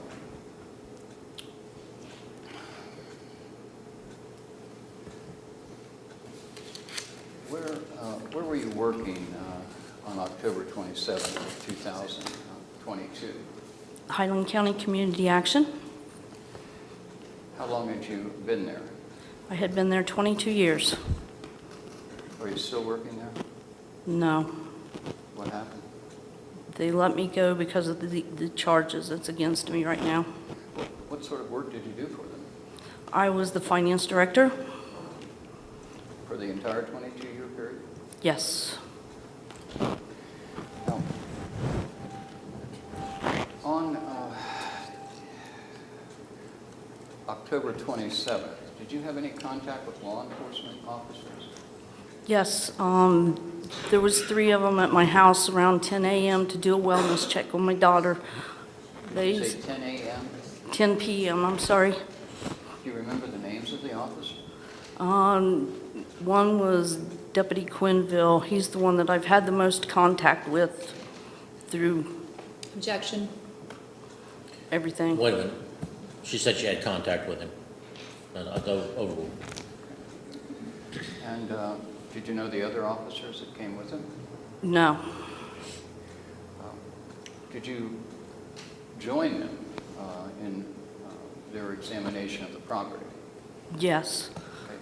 I walked them down to the camper so they could do their wellness check on Stephanie. Did you see Stephanie? She opened the door.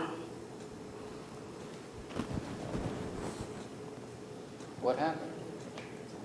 The deputies asked her if Terry Shanks was there. They was told that, Objection. Sustained. Were there any vehicles of any sort in association with the camper as you approached it with the deputies? yes, the deputies pointed out that there was a moped sitting at the end of the camper. I'm having trouble hearing. You're gonna have to speak up and into that mic. I said the deputies pointed out that there was a moped parked at the end of the camper. And did you have any conversations with your daughter Stephanie as she came to the door? The deputies asked her if Terry Shanks was there. And Yeah. how long did this contact occur between the deputies, yourself, and Stephanie at the door? It was a few minutes. She said that he was not there and that,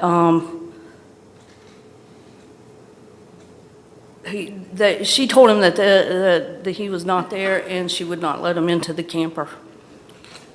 Well, how long did the deputies remain on your property at that point? We stood outside for, I don't know, maybe 5 minutes or such, listening to see if we heard any conversation inside the camper. Now, this was at night. Yes. Is there a light at the camper? Good No. visibility? How about at your house? Do you have any lighting there inside of the... Just a porch light. What about a security light? Do you have one? No.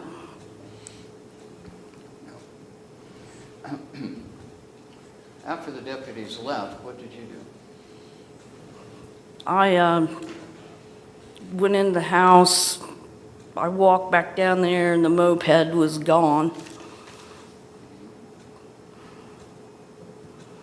Did you have any further contact with law enforcement after that observation that you made that the moped was gone? No. Was Stephanie still around? What? Was Stephanie still around? Yes. Because I asked her what happened to the moped. Now,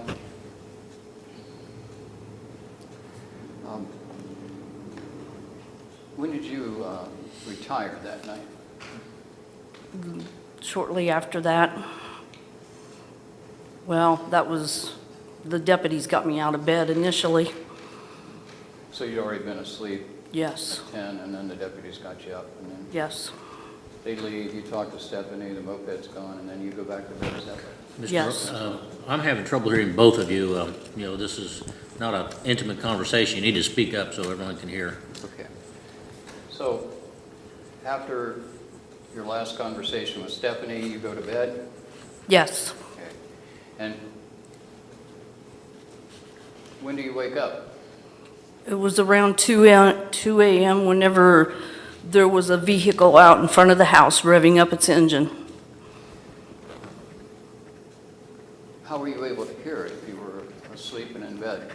I sleep with the screen door open on my door, which is in front of the house. Okay. Living by yourself out in the country like that, did you have a weapon in the house? Yes. What kind of weapon was it? It was the 870 Remington shotgun. Did you have ammunition for that gun? Yes. What kind of ammunition was it? It was 7.5 shot. Okay. If I could approach the witness, Your Honor, this is the defendant's Exhibit D. Can I hand you what appears to be a partially dismantled box? Can you tell me what that is? Yes, it's the empty box that the shotgun shells was in. Okay. And is that the ammunition that was in your shotgun that night? Yes. What did you use it for? On the farm, there's raccoons and stuff that'll get into the chicken house and such that you have to get rid of.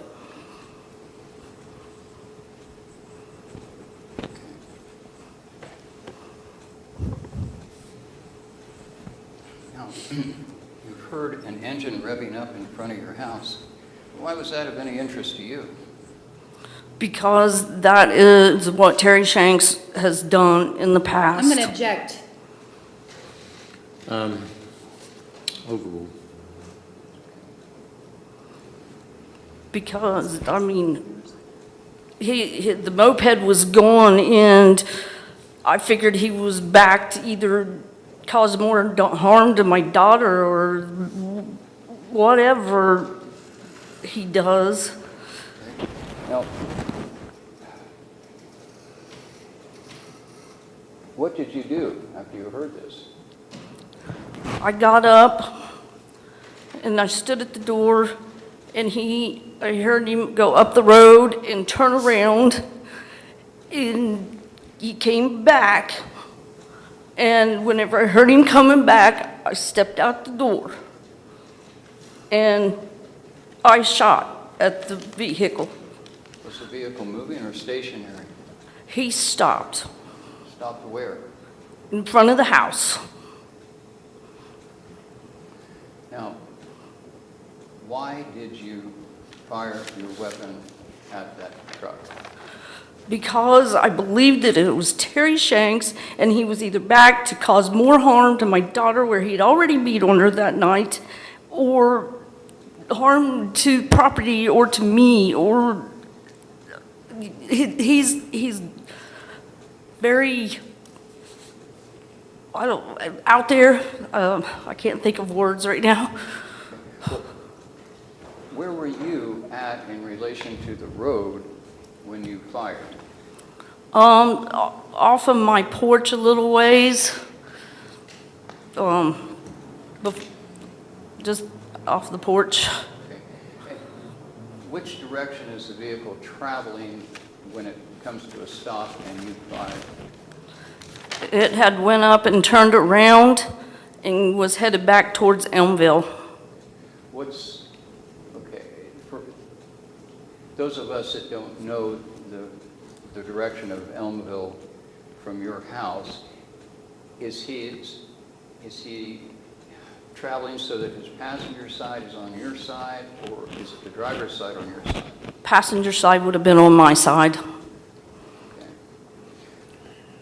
Can you recall for us approximately how many feet away from the passenger side of the vehicle were you when you fired the shot? 25, 30 feet. No. What was your intention in firing a shot from that distance at the side of that truck? I just wanted him to stop. I wanted him to go away. All I've dealt with for 3 years is this monster beating on my daughter. I couldn't tell- Objection. All right, sustained. Jury will disregard that statement. The last answer. Did the truck leave? It drove on down the road. What did you do at that point? I stood there for a little bit. I called the sheriff to let him know what had happened. Because I'm honest like that. Did you get any advice from anybody on the other end of the line? They just said that they was dispatching a deputy. And what did you do after you made your call? I went in the house, and went to the restroom, got a drink, and I stood back out on the front porch because the truck, whenever it stopped, it said, "You better bring more bullets," is what he told me. Did you maintain possession of your shotgun? Now you went into the house, you called the sheriff's department, now you're back out on your front porch, you still have the gun. I sit it down on the porch. Was it still loaded? No. No, it had 2 shots in it, and that was it. Did you see the truck again? Yes, it came back up the road. And what happened? He got, I don't know, 50 feet, 60 feet away and fired a shot towards the house. And then he got a little bit closer and fired another shot. At that point in time, I had walked out behind the pickup truck to take cover after he was shooting. I'm going to hand you what I believe the state marked as its Exhibit 4, and I've marked as an Defense Exhibit B. The state did not enter in Exhibit 4. Pardon me? No, it was marked, if I didn't Yes, say I know. this. I didn't enter it, that's what I'm saying. Yeah, I know. That's why he's marking Exhibit B, I think. Do you recognize the scene depicted there? Yes, I do. Were you present when that photograph was taken? Yes, I was. Does it truly and accurately depict the condition of the tail light of the truck? Yes. Okay. Is that the vehicle which you crouched behind on the second shot? Yes. Did you hear any kind of projectile? I just heard the fire. And after that shot, what happened? He drove on up the road, and deputies met him up the road. How did you know that a deputy met him up the road? How could you make that determination? I called in to the sheriff's department the second time to let them know that he was at the house firing at me. And the deputy said, "We've dispatched deputies, they should be there." And I walked around to the back porch, and I could see headlights up in the corner. Were there the lights identified in as cruisers, any takedown lights or that sort of thing? Yes. What did you do at that point? I watched as there was a high-speed chase going in front of my house. So the vehicles came right by you again? Yes.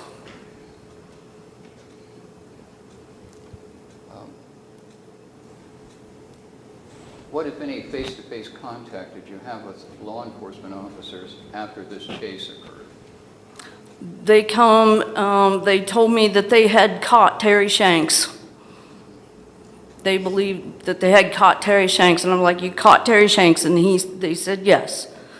And then they come back and said it wasn't Terry Shanks, it was Wade Page. Did you know Wade Page? Yes, I know him.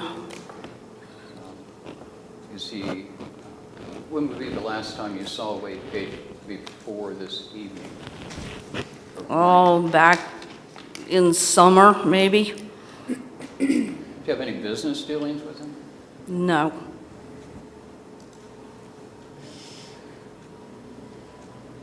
And how is it that you identified this driver of the truck as Terry Shanks? Because he stopped out in front of the house revving up the engine, which is what Terry Shanks has always done. I mean, I had law enforcement there this past summer because he Objection to, Sustained.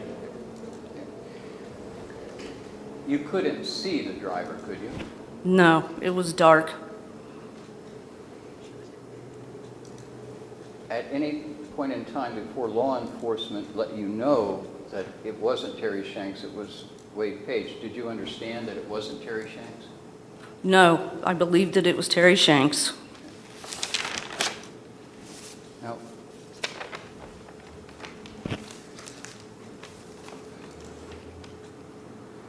You were asked to make a statement? Is Yes, that what happened? And did you make a statement? I did a handwritten statement Where were you at when you did that? at the house. I had to put glasses on so I could see. And who was with you when you made the statement? No one. So you made the statement out in your own house, and then what did you do with it? I handed it to a deputy. Which deputy was that? I do not know. Was it one of the deputies that had been there earlier, the evening before? If you don't know. It could have been. I'm not positive. Okay.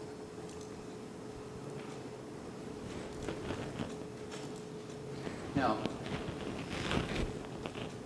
going back to this point in time when there is gunfire, first your gunfire, and then after that gunfire towards you, did you have any contact with your daughter, Stephanie Stewart? No, not since I had asked her about the moped.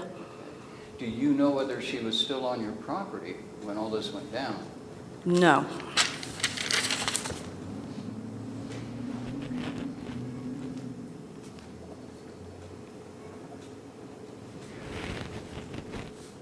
Did you intend to cause physical harm to the driver of that vehicle? No, I just wanted him to stop. I wanted him to go away. Well, you shot rounds out of a shotgun. Didn't you understand that you could have hurt somebody? I did, I guess, but, I mean, he's beaten my daughter so Objection. many times. Wait a minute. That's sustained, and that jury will disregard that statement.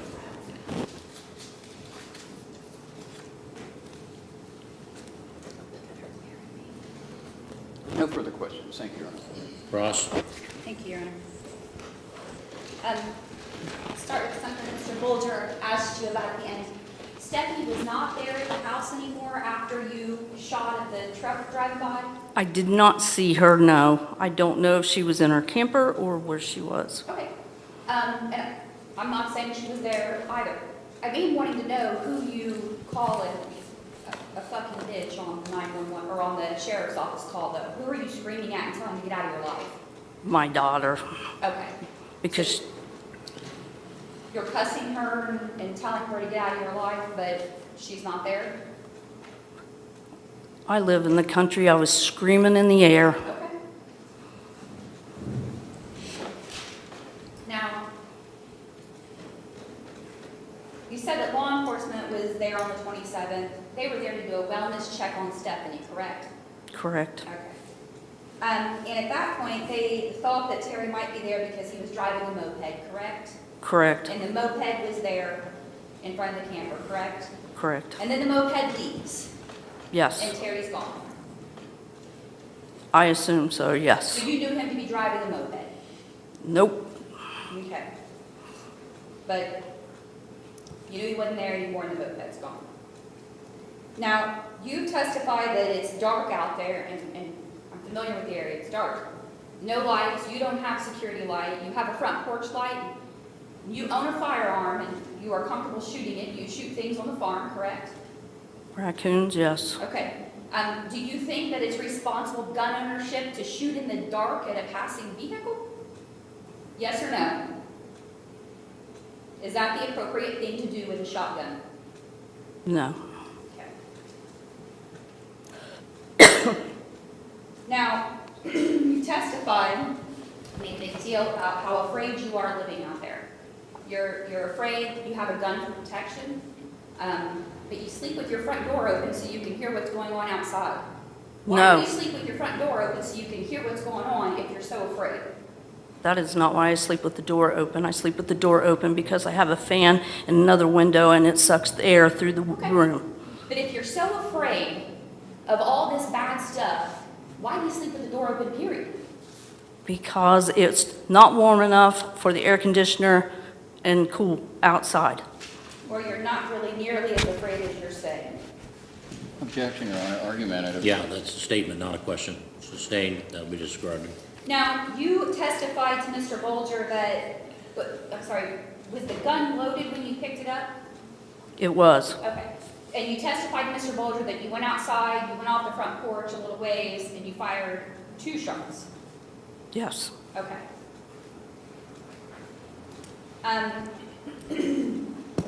Now, and this vehicle, this truck is on the road? Stopped in front of the house. Okay.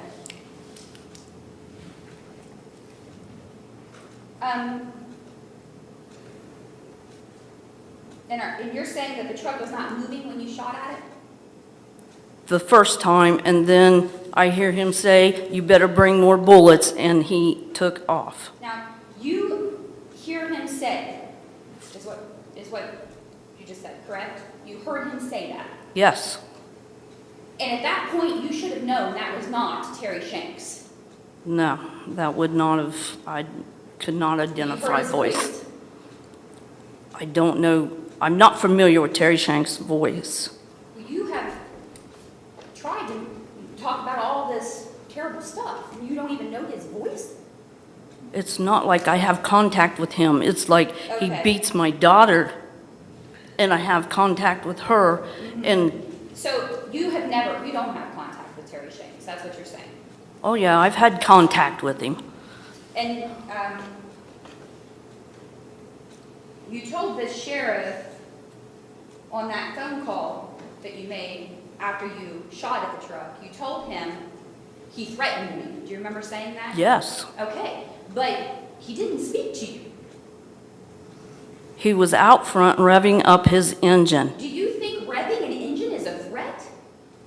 Yeah, from Terry Shanks it is. It's not Terry Shanks. Now, what if that had been a 15-year-old kid with a souped-up Chevy and straight pipes? Is it okay to shoot at him? Terry Shanks doesn't drive good vehicles. That is a yes. Is it okay to shoot at a 16-year-old boy with a souped-up Chevy? No, and not a straight pipes? 16-year-old's boy. You did not know who was in that vehicle, did you? It was an old pickup You did truck. not- I'm sorry, you didn't hear my question. You did not know who was in that vehicle, did you? It was Terry Shanks. That was my belief. That was my You- absolute belief, I'm sorry. with no doubt. My question is, you did not know who was in that pickup truck, did you? I believe that it was Terry Shanks. But you didn't know. And it clearly was not Terry Shanks. Is that a question, Your Honor? Was it? Ask a question, don't argue. It clearly was not Terry Shanks, was it? That's what I found out later. So it could have just as easily been anybody. Couldn't have it? Yes or no? Could have, yes. Okay.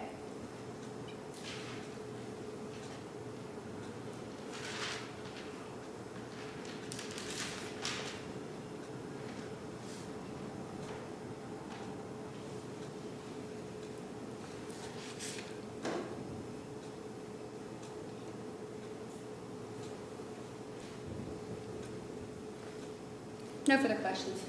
Redirect.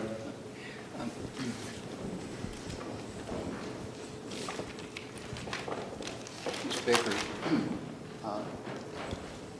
on how many occasions previous to the 28th day of October 2022 have you seen Terry Shanks operate an old pickup truck?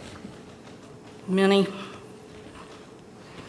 When this truck came stationary in front of your house, could you identify the model or make of the truck? no. Did it appear to be an old pickup truck? Just by the sound, yes. So it had a rough sound to it? Yes. Was that consistent with Terry Shanks' operation of motor vehicles in the past? Yes, it was. No further questions. All right, you may step down. Next witness. Your Honor, if I could have just a moment. All right.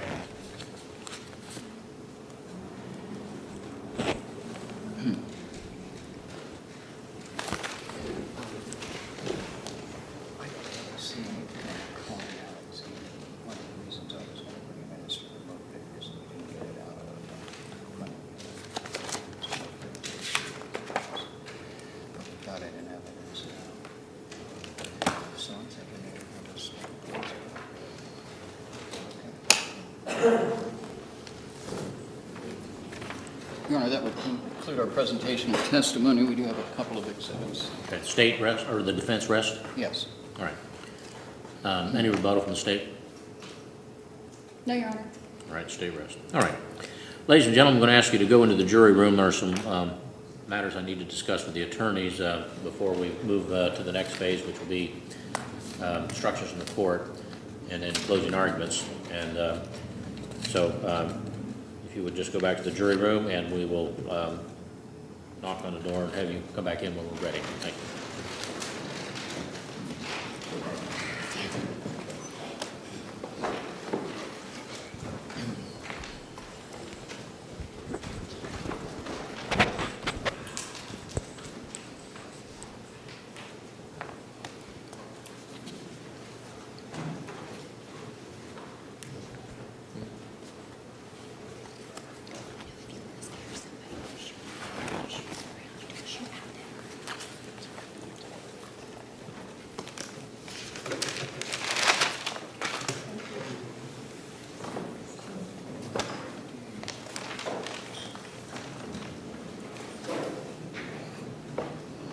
All right.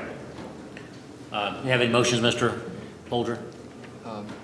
No, Your Honor, we don't have a Rule 29 motion. I do have two exhibits, B and D, that I would offer. D being the box. I didn't hear you. I didn't hear that you had marked the box. Yep. Box is marked Defense Exhibit Okay. D. Photograph is marked. Defense. Right, I knew the photo was marked B. All right. Is that B or A? D, yes. No, the photograph. Photograph is B. And the box is D? D, yes. All right. Any objections from the state? No. All right, they're admitted. Your Honor, I do have a proposed jury instruction that I would present to the court and to the prosecutor. All right, well, I wish you'd have done that this morning. That's why I have the meeting at 8 o'clock before we start the trial, but bring it up.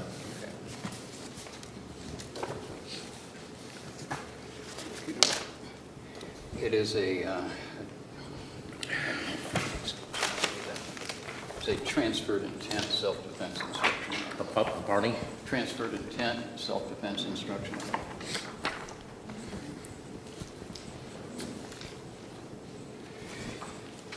I don't know what to grab.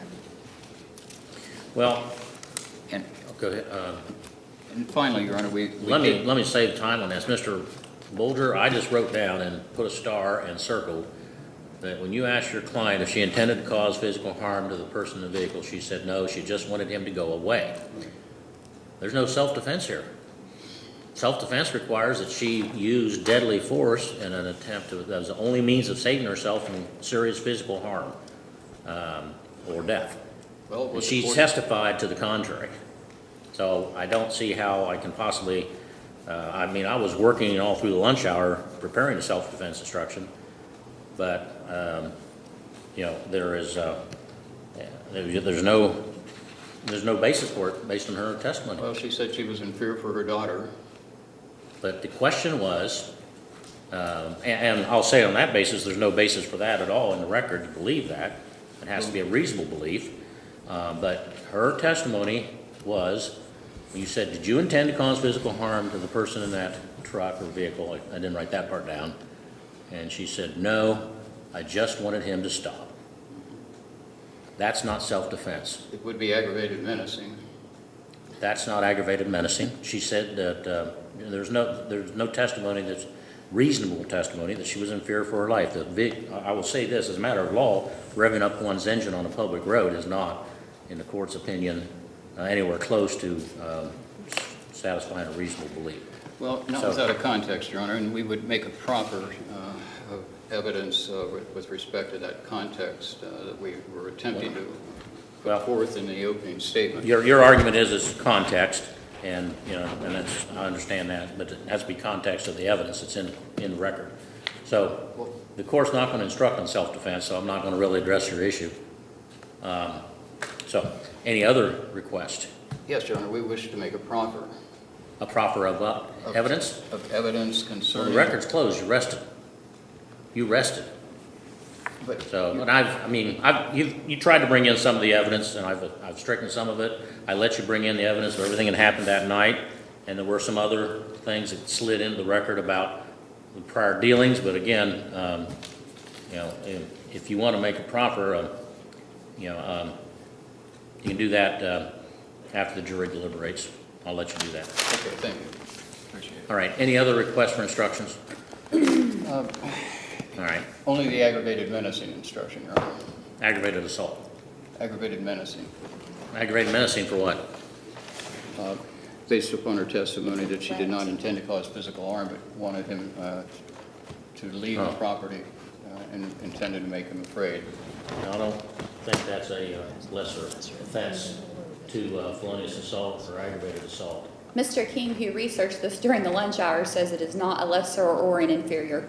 I don't think it is. It doesn't have, it think has I totally may- different elements. I may have some case authority on that. If the court would permit me a few minutes here. Does the state have anything different from what I put in the proposed instructions? I didn't get them until just now, Judge. Oh, that's yours back. Let me go get the copies here. I just got a new, No, that's your copy. That's not the copy I made. I haven't printed it off yet. okay, Let me go do okay. that.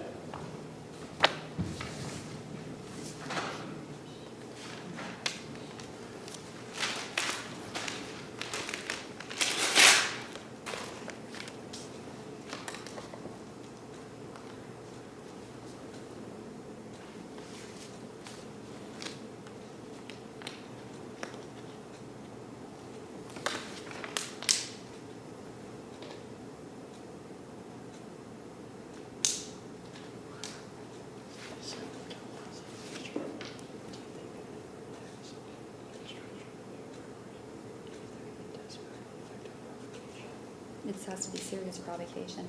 So basically, they have to believe that revving up your engine is serious provocation. No.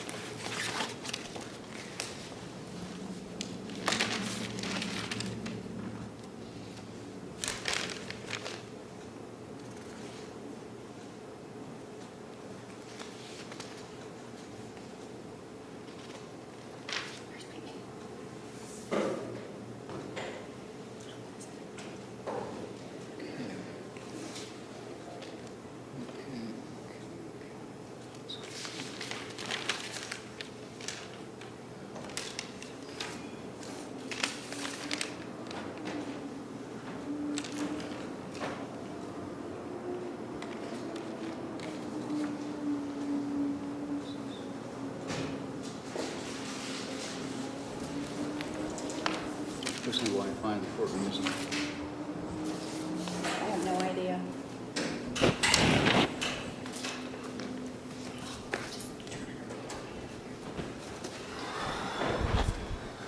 Hey, Heather, is Stevie or anybody else here? Stevie's here.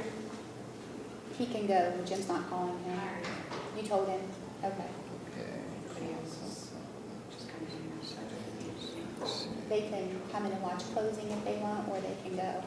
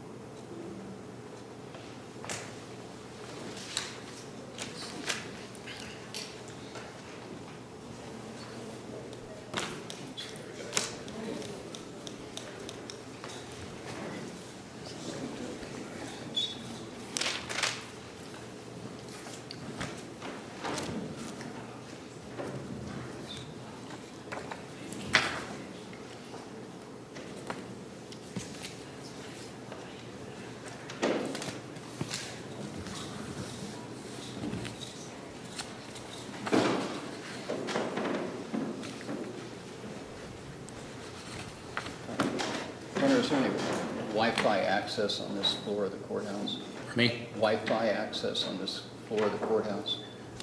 percent HC court percent, I believe. Percent? Percent HC court percent, I think. Does that sound right? It's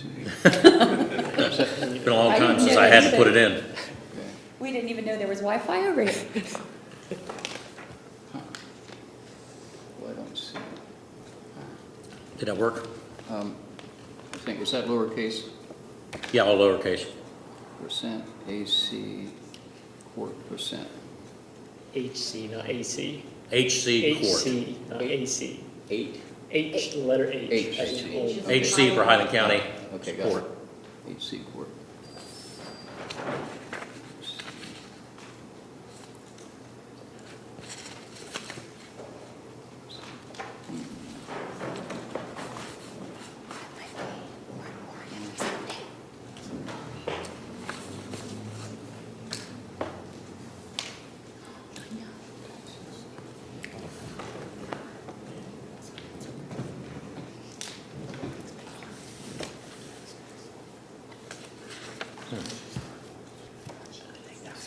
It's not working.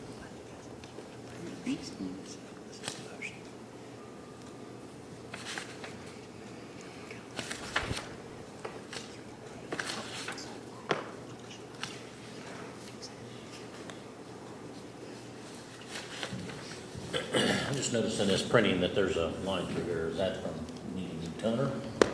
Not new to the news here. I think it's defective or something. Oh, okay, we've had that issue before, okay. Well, remind me, I'll print out the clean copy for the jury from my printer in my office, but we may need to get them out here again.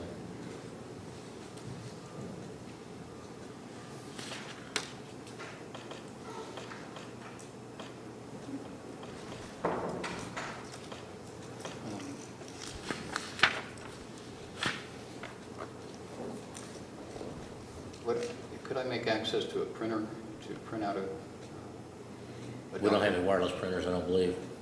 You say you do not? Do not. Do not. What do you want to print out? That was a proposed instruction on the lesser offense, inferior offense of aggravated menacing. Well, I'm going to rule, there's no law on that. What do you have?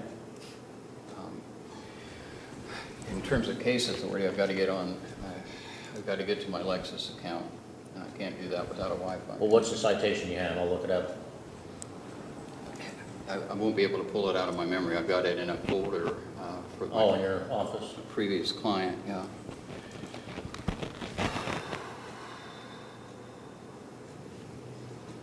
And I can't, I don't know. Well, if you want to go to Paul and see if I can get it out for you. I wonder what the, But let me look here.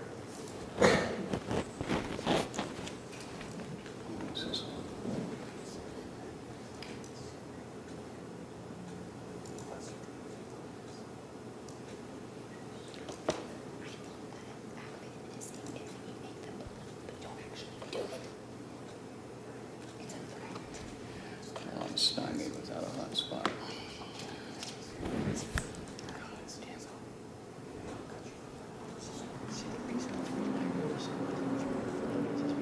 All right, so your request is for aggravated menacing under 2903.21? Yes.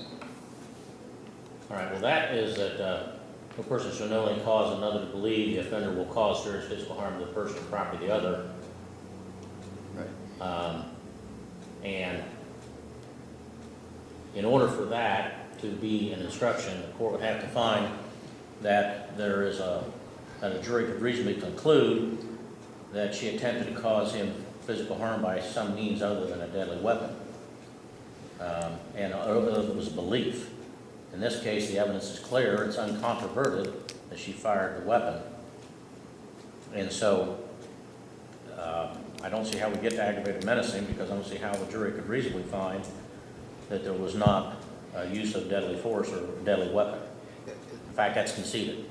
So, I can't recall. if it is a lesser offense, the only way I could give it, and I suppose in certain fact patterns it might be possible, Warning shot. if there was, if the, if a jury found reasonably that the person did not knowingly cause or attempt to cause physical harm,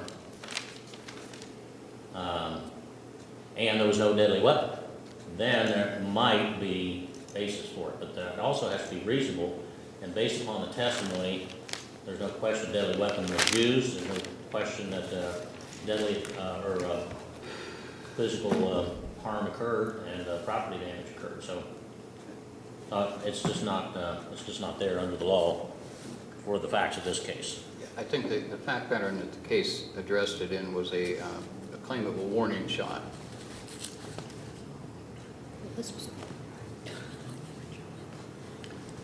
Well, that's not what the evidence is here.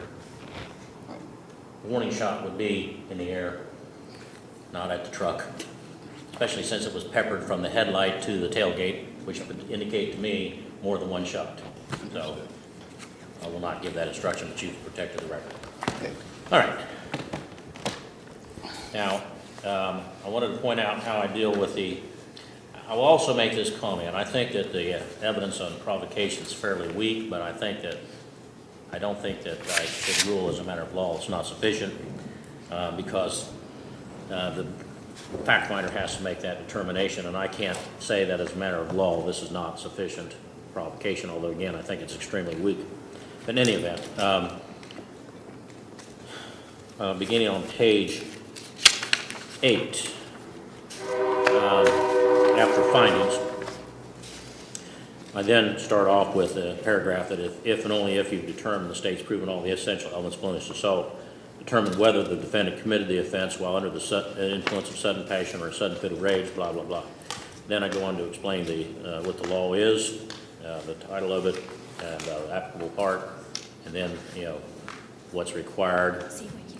And basically the last sentence of that on page 9 at the first paragraph, I just basically say that the essential elements of an aggravated assault are the same as those of felonious assault, but with the additional finding that was committed under the influence of sudden passion and sudden fit of rage, so forth. I won't reread the elements, but I've got them in there so that if they need to refer to that, I'll just explain to them what that is. Now, I do have serious provocation in there and sudden passion or fit of rage. I will read those. That's on page 10. Those right out of OJI.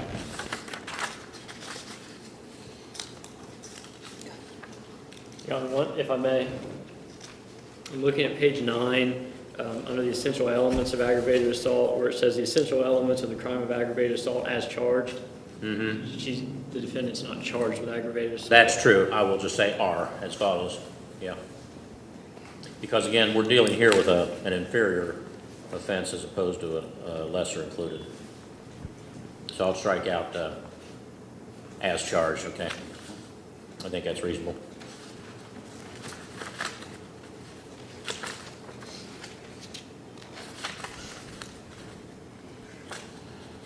And I'm making it clear that they only consider aggravated assault if they have found the elements of felonious are proven. Right. Okay. And then in my instructions on the verdict forms, I'm going to reread that because I was massaging that right at the time it was time to come back in.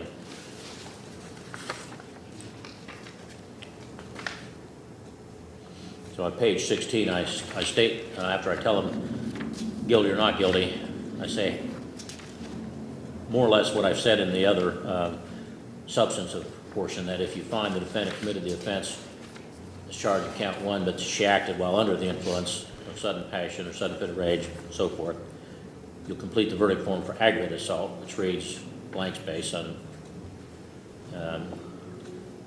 I've got there as she stands charged, and I think I'll just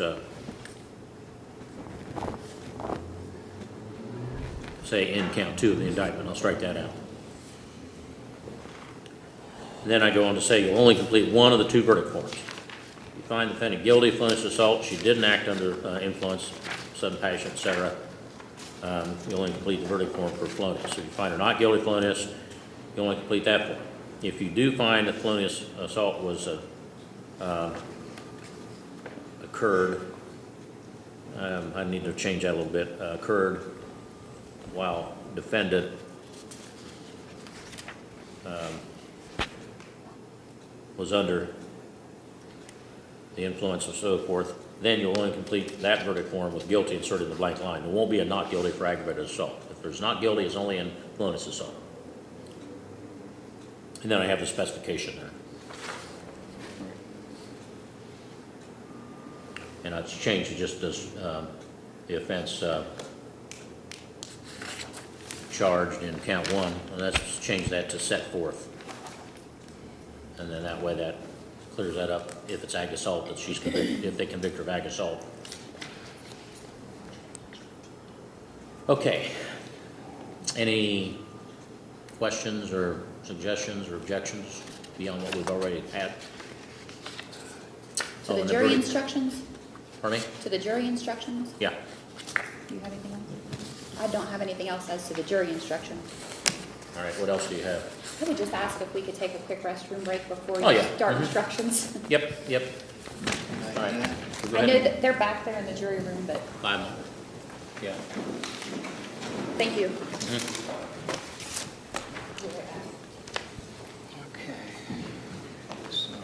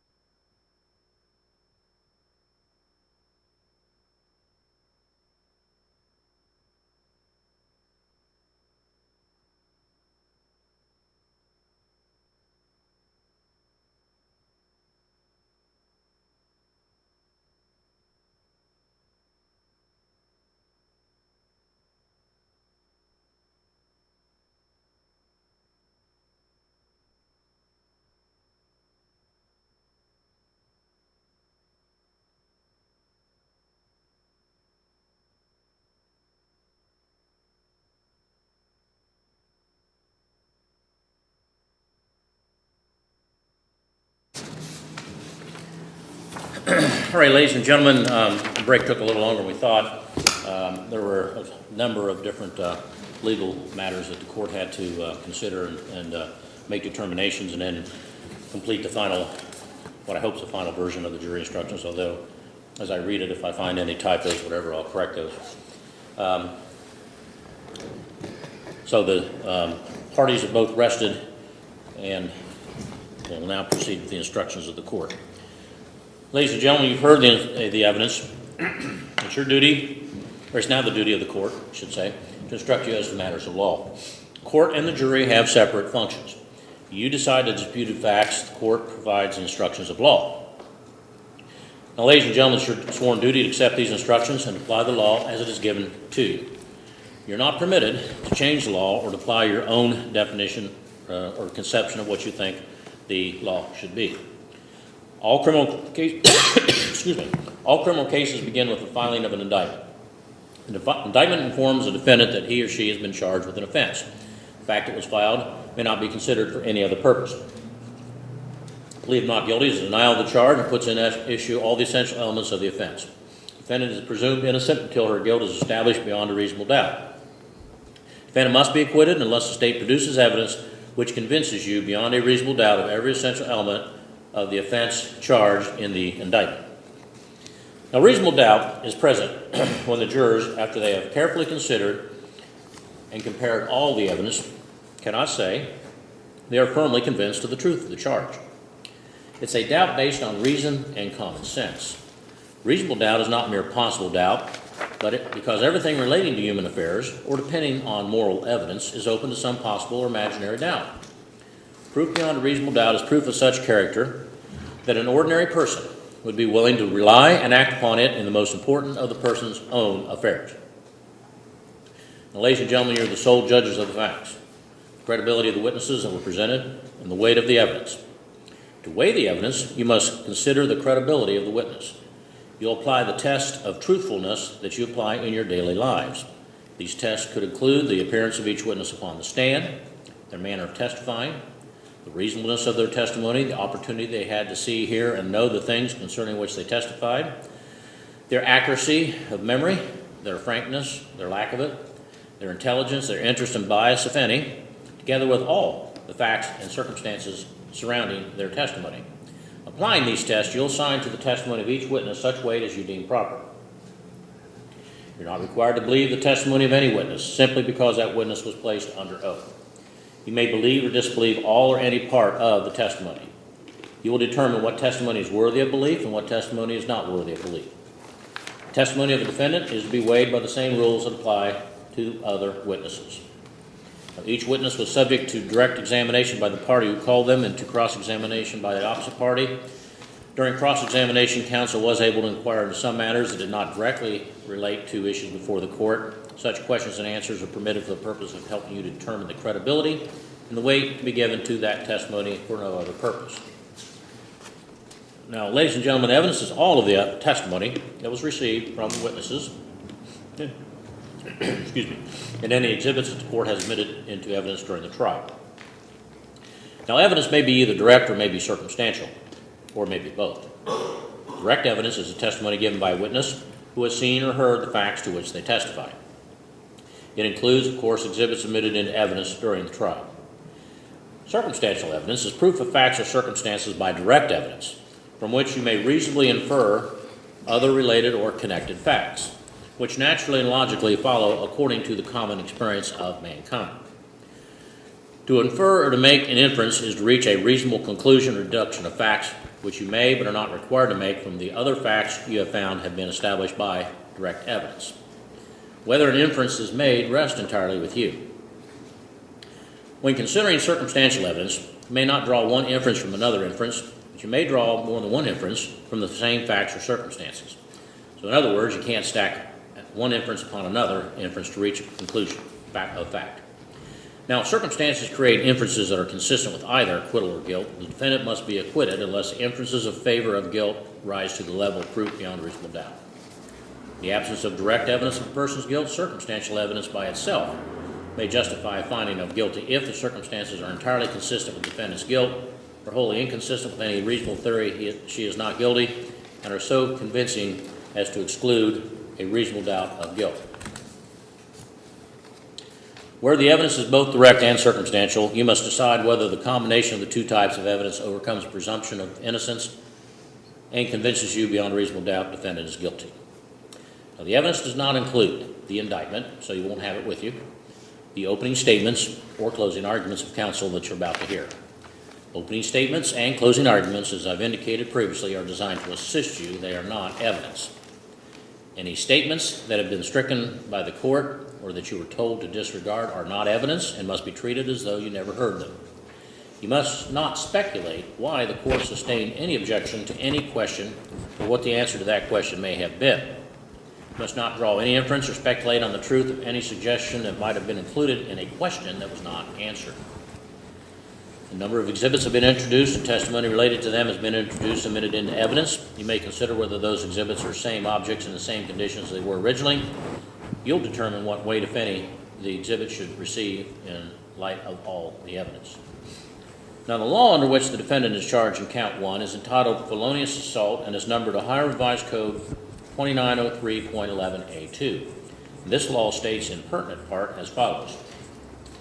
No person shall knowingly cause or attempt to cause physical harm to another by means of a deadly weapon. Before you can find the defendant guilty of felonious assault as charged in count 1, you must find beyond a reasonable doubt that on or about October 28, 2022 in Highland County, Ohio, the defendant knowingly caused or attempted to cause physical harm to Wade Page by means of a deadly weapon. Now, the essential elements of the crime of felonious assault as charged in count 1 of the indictment are 5 in number and are as follows.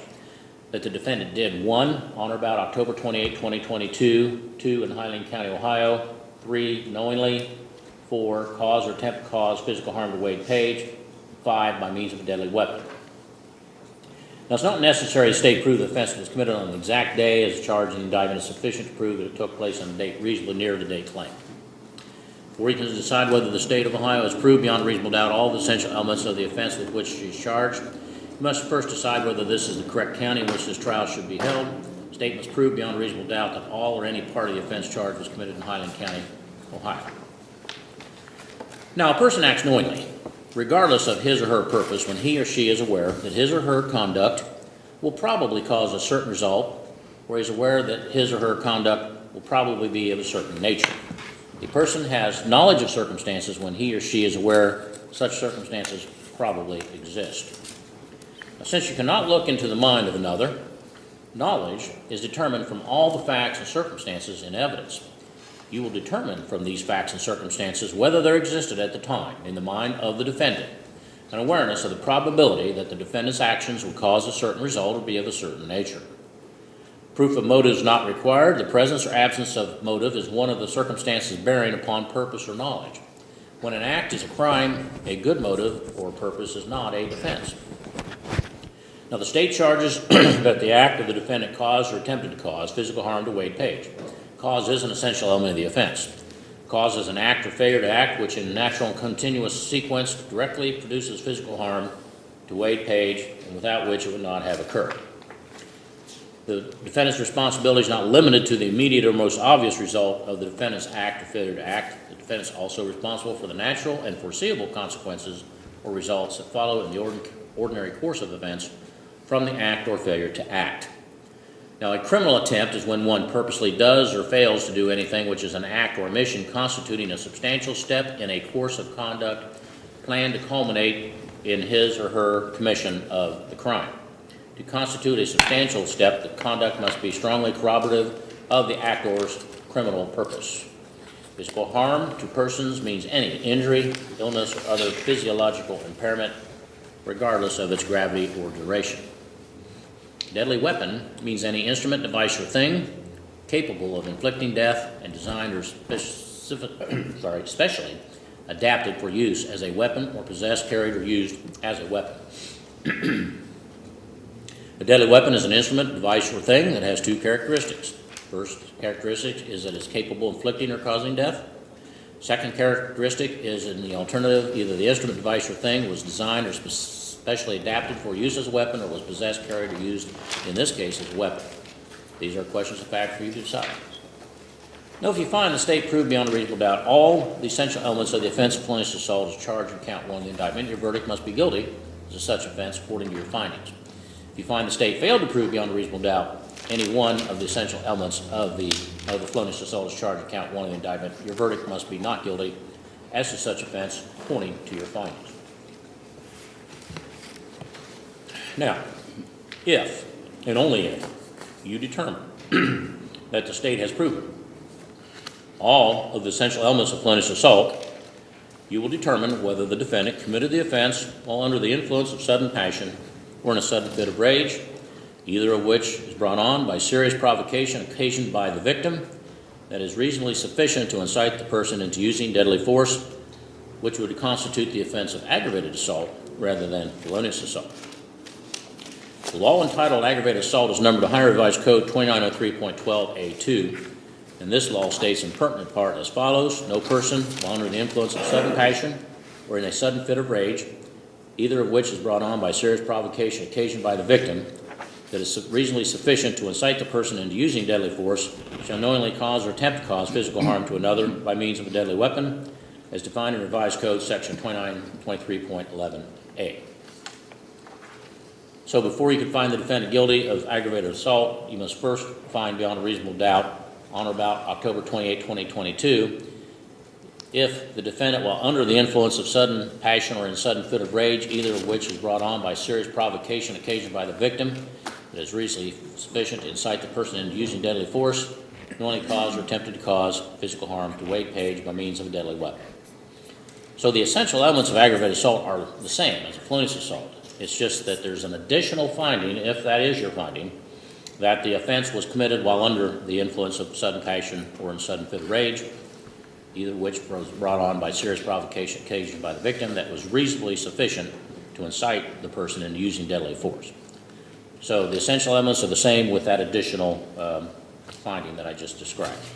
Now, and the elements, I've got those repeated in the instructions, but I won't reread the elements that apply to the instructions that apply to the elements of felonious assault, since I've already instructed you on that. Now, for provocation to be reasonably sufficient to bring on sudden passion or a sudden fit of rage, you must decide that the provocation was sufficient to rouse the passions of an ordinary person beyond the power of his or her control. Under the influence of sudden passion or a sudden fit of rage means there is serious provocation occasioned by the victim that is reasonably sufficient to incite a person into using deadly force. It is an act done in the heat of blood without time to reflect or for passions to cool. And then all the other definitions I've already read you regarding the felonious assault apply. Now, if your verdict is guilty, and only if it is guilty of the offense of felonious assault or aggravated assault, then you'll also determine whether or not the specification alleged in the indictment as to the defendant's property has been proven by the state. The state claims that the defendant's right in the Remington 870 12-gauge shotgun is subject to forfeiture.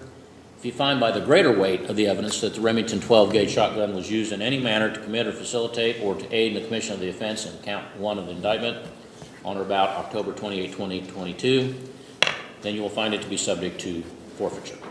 Burden of proof upon the state in regard to the specifications by preponderance, not beyond a reasonable doubt, which is a burden that the state must prove if the defendant is guilty of an offense. That burden must be met as, I'll strike that up. Now, preponderance is different from reasonable doubt. It's a lower standard for the forfeiture only, not for the charge in the indictment, which is beyond reasonable doubt. So preponderance of the evidence is the greater weight of the evidence, that is, evidence you believe because it outweighs or overbalances in your mind the evidence opposed to it. Preponderance means evidence is more probable, more persuasive, or of greater probative value. It's the quality of the evidence that must be weighed. Quality may or may not be identical with quantity or the greater number of witnesses. Determining whether or not the shotgun is subject to forfeiture has been proven by preponderance of the evidence. You consider all the evidence bearing upon that issue, regardless of who produced it.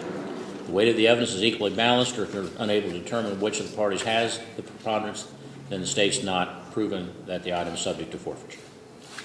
Now, those are the substantive instructions, and just to put your mind at rest, you will have a copy of these, and I did find a few things that I have to change, So I will make those changes after you go to the jury room, and it'll be sent back to you. Now, at this time, we're going to hear closing arguments.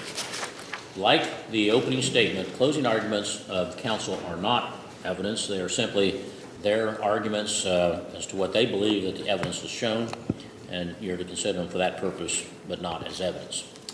The state has the burden of proof, and so they go first, and they also have the right to go last. So I'll turn it over to Ms. Collins for the opening portion of your closing argument.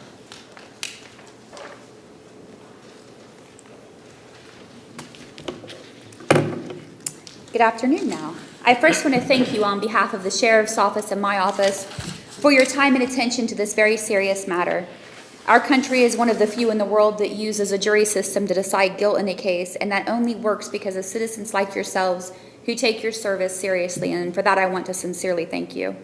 Now, as the judge said, I have 2 opportunities to address you this afternoon, so I'm going to make the first one short and to the point. I told you when we started this morning that the state would prove beyond a reasonable doubt that on October 28th of 22, at about 2 in the morning, this defendant, Jennifer Morgan Baker, heard a vehicle outside, grabbed her 870 Remington 12 gauge, walked out the front door without knowing who was driving the vehicle, opened fire. That vehicle was sitting on a public township road. Actually driving by on a public township road. That square-bodied Chevy pickup was being driven by Wade Page, and it is obvious from the damage to that truck that the defendant intended to cause the driver physical harm, and that gun is a deadly weapon. When you look at the pictures, you'll see that the pellets make contact, or the BBs make contact with that truck, clear from the front headlight, clear down the passenger side, clear around the tailgate, almost to the driver's side. You'll also see that the passenger side window is shattered. Part of it landed on the ground outside, right by the road. Part of it landed in the truck. Now, an 870 Remington 12-gauge shotgun is designed to kill. It's used to kill. It's capable of killing. That shotgun is a deadly weapon, and there's no question that the defendant shot at Wade Page. He told you he was shot at. You'll see the pictures with the damage consistent with being shot at. She admitted that she shot at the truck when she called the sheriff's office, and today she told you that she not only shot at it, but she shot at it twice. Now, it is no excuse and it is no defense that she didn't know it was Wade Page driving that truck. The fact is, this defendant and this defendant alone is responsible for her actions, no matter how stupid, no matter how irresponsible, and no matter how dangerous those actions are. She is responsible for what she did.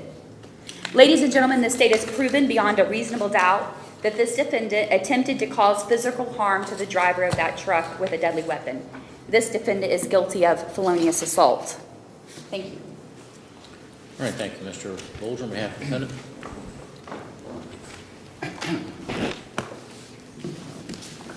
This is my last opportunity to speak to you. The state gets to come back because they have the burden of proof in any criminal case.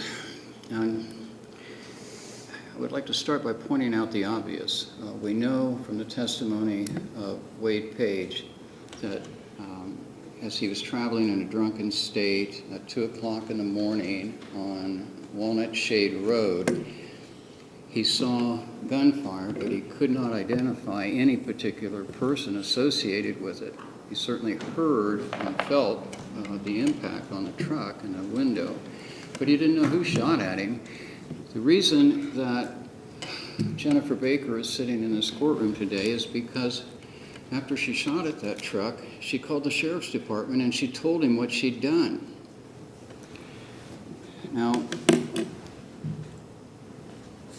the real issue before you, it seems, is what was going on in the mind of this 60-year-old woman who lives as a widow on an isolated township road in the dead of night, who has had an experience that you've gotten a glimpse of, a glimpse of an experience that she's had with somebody by the name of Terry Shanks, who's associated himself with her daughter, Stephanie Stewart. Well, what do we know about Mr. Shanks? Not a whole lot, but we can infer a few things. There was a wellness check called in. at 10 o'clock on the evening before.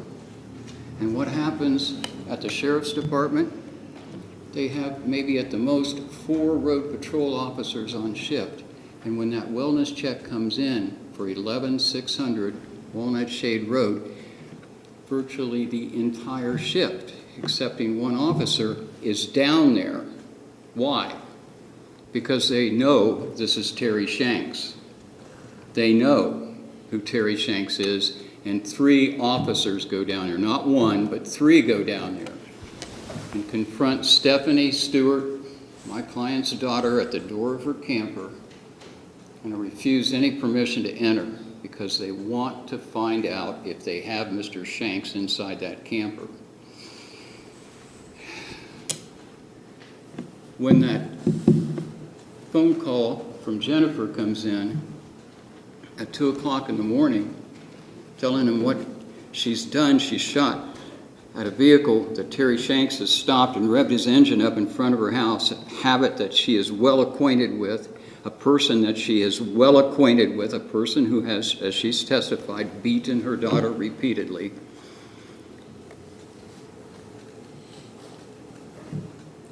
We see, once again, multiple law enforcement officers responding to the call. What does Deputy Quinville, what does he do first? On the way through Sinking Springs, he's checking on known locations associated with Terry Shanks before he even goes out to 11600 Walnut Shade Road. Does that indicate to you a special interest that law enforcement has in this guy, a person that Jennifer knows as an absolute monster? So what is going on with this woman? And she steps out on her front porch in the middle of the night with her shotgun, knowing, in her own mind, knowing, as she tells the Sheriff's Department, it was Terry Shanks. She knew it was him. Even though she was mistaken, she was honest in her belief that was Terry Shanks come back. Come back from where? A moped was parked out in front of that camper as the 3 deputies approached after 10 o'clock in the evening before, and that moped was gone shortly after they left. Jennifer Baker knows that because she saw it was gone. So Shanks is out and about. That's her conclusion. And now he's come back. And for what purpose? A purpose consistent with what he's done in the past? That's her belief. She has no intention of shooting Wade Page, drunk as he might be, seeking whatever he is seeking at 2 o'clock in the morning. We know Wade is possessed of a knowledge that Terry Shanks and Stephanie Stewart make methamphetamine. Is he really out there looking for a business prospect at 2 o'clock in the morning? Do you think he really fired up in the air like he claims under oath he did? Well, what happened to the rear tail light of the vehicle, the pickup truck she was crouched behind, as he returned twice to fire at her? Fired twice, going up the road, coming back. She lives in a hellish situation. I think we can conclude that. And she is operating in that hellish situation when she steps out on that front porch. And what is she wanting to do? She's going to let loose with a round or 2 from her shotgun at that truck. What's her intention? It's not to harm necessarily, but it's to frighten, it's to scare, get him away, put him away, get him out of there. What will he understand except this kind of violence? And that the only thing that she's capable of, she can't whip him, she can't beat him physically. So that's her situation. And how does it fit into the law of Ohio? That's a question. Fortunately, in this situation, nobody's even harmed. We have a shotgun that's loaded with a number 7.5 birdshot. It says on the box, which the shells came from, what the intended purposes are. Clay, pigeons, skeet shooting, birds. She's 30 to 40 feet away when she lets go, and does it make holes in the truck? No. You'll see the photographs. It damages the paint, makes pecks on the side of the vehicle, and knocks down the glass apparently on the passenger side. Doesn't penetrate the passenger compartment, doesn't put a pellet out of the dozens that are in that shell. Not a pellet comes into the passenger compartment. Wade Page has not got a scratch on him. So those are the basic features of the situation. And how do we fit it into our criminal code? Well, there are a couple different ways. You've heard the court give you a definition of serious provocation. The kind of provocation that can cause a person to snap, to go into a rage reaction, to go into a fit of sudden passion. Do you suppose that's what happened to Jennifer Baker that night? When she called the sheriff's department, she told them at the very end, I can't take it anymore. I can't stand it. Words to that effect, I can't stand it. That's where she was. That's how it was. Now, given the character of the person that you saw testify today, to the extent that you've been able to assess it, would you be surprised that that person, having done what she did, fire at this truck, dark truck, all it is tail lights and headlights out there and revving its engine in front of her, do you suppose it would be in her character to immediately inform law enforcement what she did? Yeah, it's exactly in her character. That's who she is. And when the guy came back, she did the same thing. Called the sheriff's department. How many times do you suppose that's happened in the 3-year history that she's had since her husband died? I would suggest to you that this is a case where it is important for you to concentrate on what you know about her and her situation, limited as it is. And the brevity of this trial does not mean that it's not a serious matter. It is a very serious matter, and as the judge instructs you on proof beyond a reasonable doubt, you're supposed to consider it as one of the most important of your own affairs. Well, I hope that you can. When you go back in that jury room, you're being given a vote. It's a special kind of vote. It's the only kind that we give anybody. It's a vote you can't lose. We have no verdict in a criminal case unless it's unanimous. You cannot lose a vote in the jury deliberation as long as you vote your conscience. You may not win, but you cannot lose.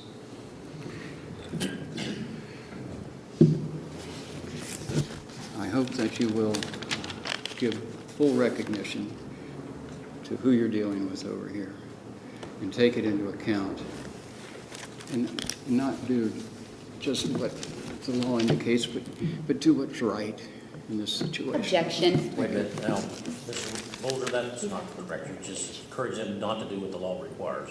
Instruct the jury you must do what the law requires. I did not And the suggest issue that of they what's not right is not, we're talking about the law. Now, move on. Well, I think you know. Thank you. All right. Thank you, Ms. Mulder. Ms. Collins, on behalf of the state.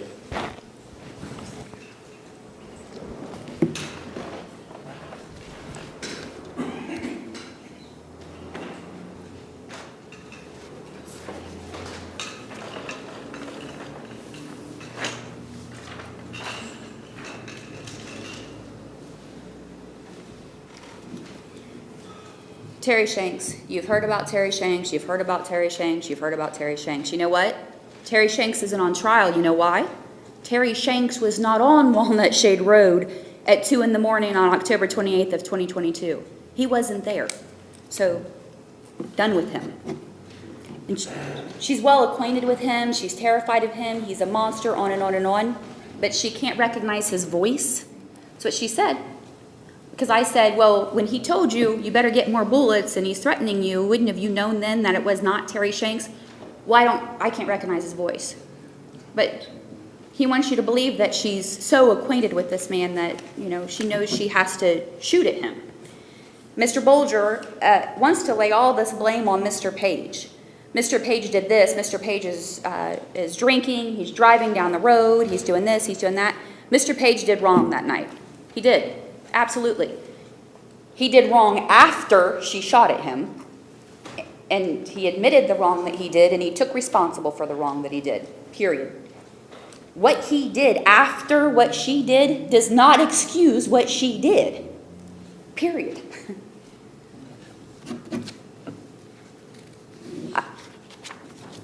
He wants you to give her character consideration. Well, the character that I see is a woman that goes out her front door with a loaded shotgun, not knowing who is out there, and opens fire, and thinks that revving your engine puts you in the position to be shot at if you're in front of her house.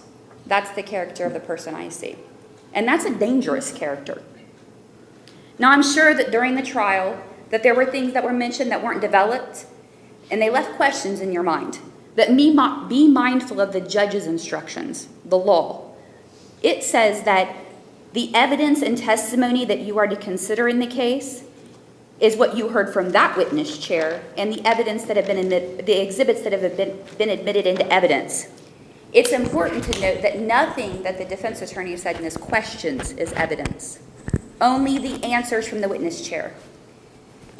Now, one of your main goals is to weigh the credibility of the witnesses. We're going to go over some points with both the state's and the defense's witness. Wade Page is the only state witness that isn't law enforcement. He was the victim of Jennifer Baker.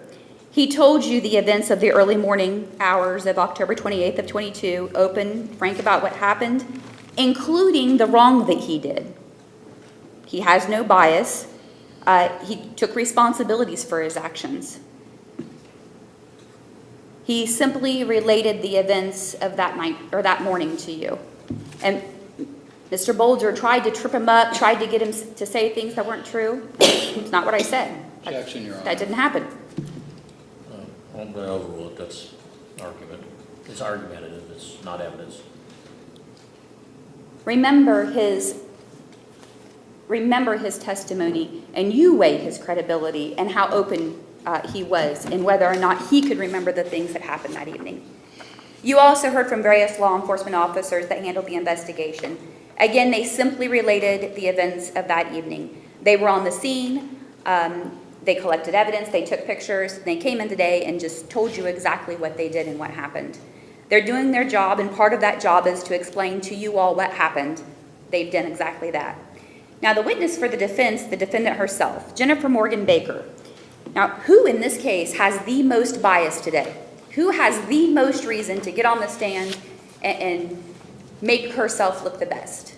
The witness with the most bias today is the defendant. She's got the most to lose. She is the one with the most reason to change her story. And we know that she's not completely truthful because she told the dispatcher that Terry Shanks threatened her when he drove by. You can listen to the call that she made. He threatened me. He's revving up his engine. He threatened me. Well, we know that's not true. We know it how. Well, A, it wasn't Terry Shanks. B, the windows were up on the truck, and you'll know this for sure because in order to shoot out the passenger side window, it had to have been up. And it's a 1984 Chevy, so the back glass is solid. It's not one that's got the sliding window that you can open and, yell out of. It's not like that. So there's no way he was threatening her. Your Honor, that's a misconstruction of the evidence. Well, you have an exhibit. I'll overrule that. One of the exhibits shows the back window of the truck and the passenger window.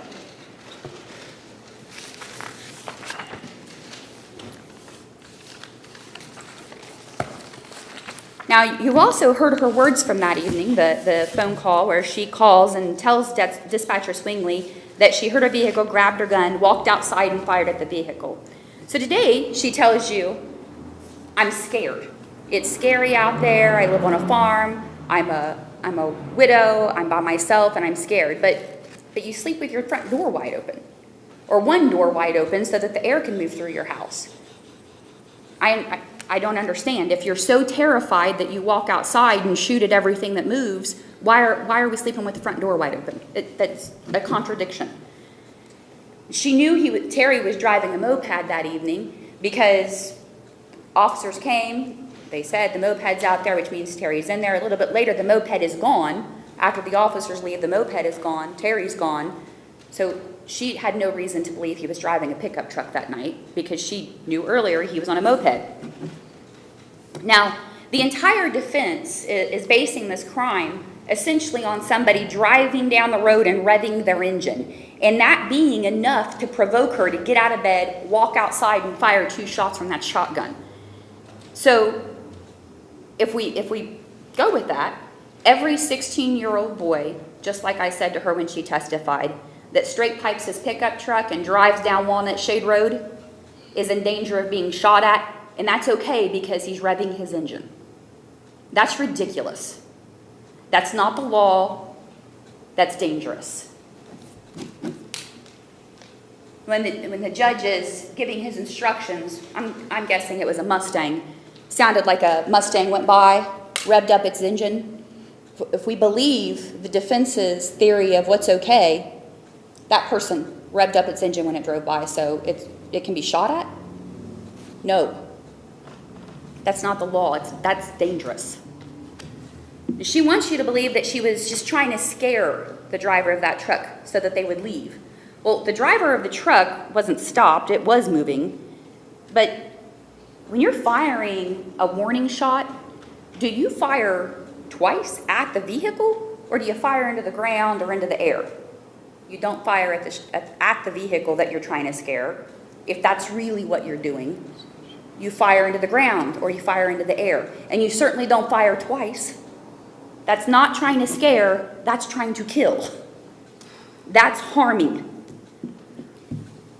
Now, she wants you to believe that that truck was stopped, but I'm just going to ask you to use your own judgment and look at these pictures. There are holes from the front tail or the front headlight of that truck clear down the right side. It looks like somebody just sprayed it with spray paint. And they're not chips in paint. It is much worse than that. There are places where it's went clear through the paint. You can see the metal. It's ripped this way. And it goes clear down the right side of that truck and clear around the passenger side of clear down the passenger side of the truck and clear around the tailgate of the truck. It's moving. Look at the pictures. Now, they now want you to believe that because the box on those shells say it's intended for target practice, that it wasn't intended to harm somebody. But we hunt with these, and we don't hunt to maim, we hunt to kill. These things are capable of that, and it doesn't matter. Even if she wasn't trying to kill him, she was trying to injure him. Or she should have known that shooting at him not once or twice could have injured him. Did cause or attempt to cause physical harm is what you're deciding, not that she was trying to kill him. She says today the truck was stopped, but in the call to the sheriff, when she called and said she shot at it, she says, I shot at it when it was driving past. Now, Mr. Bolger's talked about ag assault, and I'm not really going to focus on it too much because ag assault requires, or the lesser included aggravated assault requires that the victim do something to seriously provoke the defendant. And I'm going to submit to you that even if he revved up his engine, that is not serious provocation enough to okay being shot at. She wants you to believe that she was in this sudden rage and suffering from a fit of passion, but what she testified to is that she was asleep. Now, the question is, would a reasonable person have reacted this way? The answer is no, because this is felonious assault, not ag assault. Now, look at the elements of the crime charged, and I've put them here, and the evidence and testimony presented for each element. The defendant did knowingly cause or attempt to cause physical harm to another by means of a deadly weapon, and this occurred on October 28th of 22 in Highland County, Ohio. There's no question this occurred in Highland County, and there's no question it occurred on October 28th. Everybody has agreed that it was on October 28th and it was in Highland County. Next, the state must prove that the defendant acted knowingly.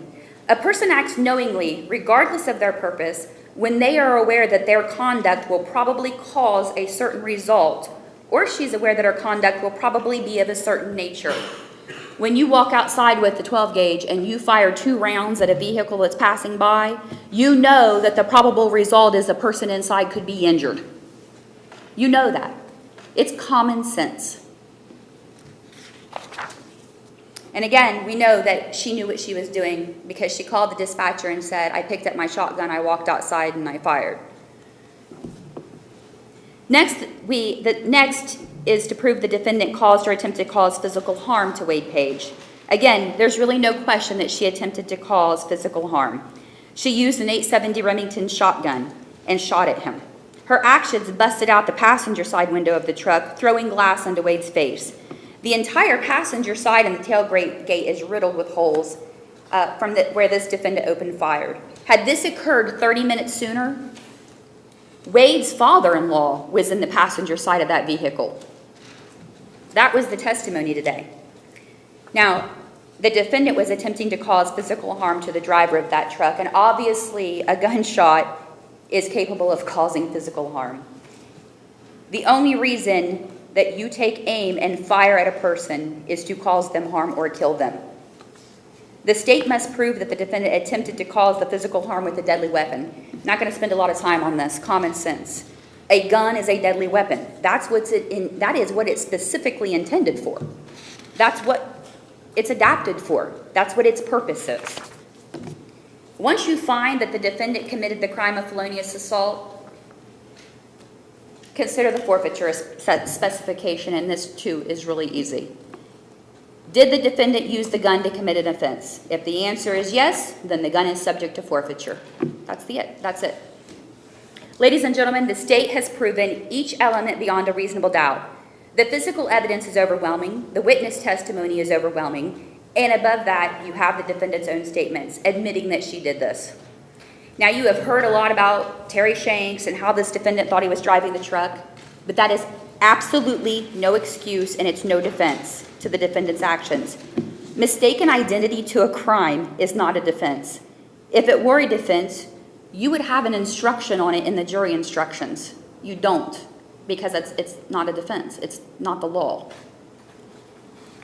To allow that to be a defense would allow anyone to walk outside and shoot at whomever they wanted on a public roadway and then say, oops, I thought that was somebody else. That's ludicrous. Even had that been Terry Shanks in that truck, she doesn't have the right to go outside, make herself the judge and executioner, and fire 2 rounds at him. She doesn't have the right to do what she did. It's against the law. And as important as our right to possess a firearm is, and our right to use that firearm, it's equally important that we be responsible with that firearm. First and foremost, know who you're shooting at. The state must prove each and every element of the crime charge beyond a reasonable doubt. Reasonable doubt is doubt based on reason and common sense, and you equate this to the big decisions that you make in your everyday lives. Buying a computer. You want a laptop and you want one that allows for extra storage because you want to download all the pictures from your phone onto that laptop. You find a Dell computer that's specifically designed for storage and pictures. You're collecting the evidence. The Dell is a laptop and it's lightweight. The price is $1,200 and your budget is $1,500. So you talk to other people and their testimony is that those Dell laptops are perfect. And of course, you decide to buy the laptop. Now there is some remote possible doubt that it is not the perfect laptop for you, but reasonable doubt based on reason and common sense has been overcome, just as it has been overcome in this case. It's not your job to look for reasonable doubt. If it existed in this case, it would have presented itself from the evidence. It doesn't exist. Ladies and gentlemen, I told you at the beginning of this trial that the state would prove beyond a reasonable doubt that Jennifer Morgan Baker, this defendant, knowingly caused or attempted to cause physical harm to Wade Page. Just as it has been overcome in this case. Well, that happened. He did it on his own. This defendant knowingly caused or attempted to cause physical harm to Wade Page by means of a deadly weapon, and we have proven just that. And as I told you that we would do. Now I'm asking you to deliberate, review the evidence, review the exhibits, remember the testimony, and then come to the only conclusion that makes legal sense in this trial. The defendant is guilty of felonious assault. It is time for this defendant to take responsibility for her actions from the night of October 28th of 2022. Thank you very much. All right, ladies and gentlemen, that completes closing arguments. Again, I'll reiterate that the closing arguments of counsel are not evidence. They're simply the arguments of what they think that the evidence has shown. Now, I will instruct you on how to conduct your deliberations, prepare your verdicts once you've reached them. You must be uninfluenced by any consideration of any sympathy or prejudice. It's your duty to carefully weigh all of the evidence and decide all the disputed questions of facts, to apply the instructions of the court to your findings, and render your verdict accordingly. In fulfilling your duties, your efforts must be to arrive at a just verdict. Consider all the evidence and use your common sense. Make your findings with intelligence and impartiality, without any bias, sympathy, or prejudice, so the state and defendant will feel their case was fairly and impartially tried. Now, if during the course of the trial the court's done anything that you, or said anything that you consider as indication of my view of the facts or the case in general, you're instructed to disregard it. The court is to be impartial, and when I make rulings, the comments I make are about to explain the rulings and don't indicate any type of preference, because the court is not permitted, nor do I desire to invade the province of the jury. Now, your conduct, initial conduct upon commencing deliberations, is a matter of great importance. It's not wise to immediately express a determination or to insist upon a certain verdict because of your sense of pride is aroused. You may hesitate to change your position, even if you later decide that you may be or are wrong. You should consult with one another, considering each other's views, and deliberate with the objective of reaching an agreement if you can do so without disturbing your individual judgment. You must each decide the case for yourself. You should do so only after discussion and consideration of the case with your fellow jurors. Do not hesitate to change an opinion if you find that it is wrong. However, you should not surrender an honest conviction in order to be congenial or to render a verdict solely because of the opinion of the other jurors. Now, you may not discuss or consider the subject of punishment. In the event you find the defendant guilty, the duty to determine the punishment is placed by law upon the court. And when you go to the jury room, your first function will be to select one of your number as a foreperson. That person that you select will preside over your deliberations, but does not have any greater power, nor does that person's vote have any greater importance than anyone else's. Foreperson simply serves the purpose of helping you to conduct your deliberations in an orderly manner and give each juror an opportunity to express your opinion. An additional duty of the foreperson is to see that the verdict forms and exhibits and the copies of these instructions are returned to the court after you've reached a verdict. And I'll be sending these back just a couple minutes after you go in, once I make the editorial changes that I found I needed to make. Now, and so the foreperson will retain all of those when you bring, when we return back to receive your verdict, you'll bring those back and turn those over to the clerk. Now, until your verdict is announced in open court, you're not to disclose to anyone else the status of your deliberations or the nature of your verdicts. Now, this being a criminal case, before it can be said that you've reached a verdict, it is necessary for all 12, and I'll repeat, all 12 of you jurors to agree upon a verdict as to any issue in the case. So in addition to the instructions and exhibits, you'll have actually 3 verdict forms. And the first one, and they've been prepared, it has a name of the case and so forth, and you can probably see down here there are some lines, and there's a blank space in the middle. So this verdict form says count 1, felonious assault. It has the section number of the revised code. And there's reads that we, the jury, have been duly impaneled and sworn, find the defendant, Jennifer M. Baker, and there's a blank spot right there, and right underneath that there's the words insert guilty or not guilty, and that's what you write in there. A second-degree felony she stands charged and count 1 of the indictment. And the 12 lines are for each of you to sign, because, again, all 12 of you have to agree on a verdict or you don't have a verdict. So you'll determine guilt or innocence based upon that. Now,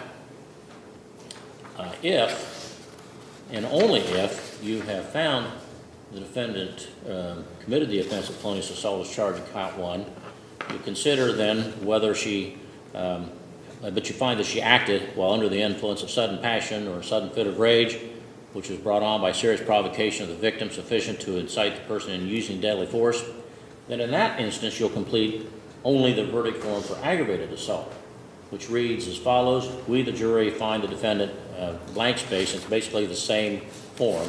And in that case, you would insert guilty, because if there's a not guilty on count 1 on the felonious assault, then there's no need to consider aggravated assault. That's the end of it.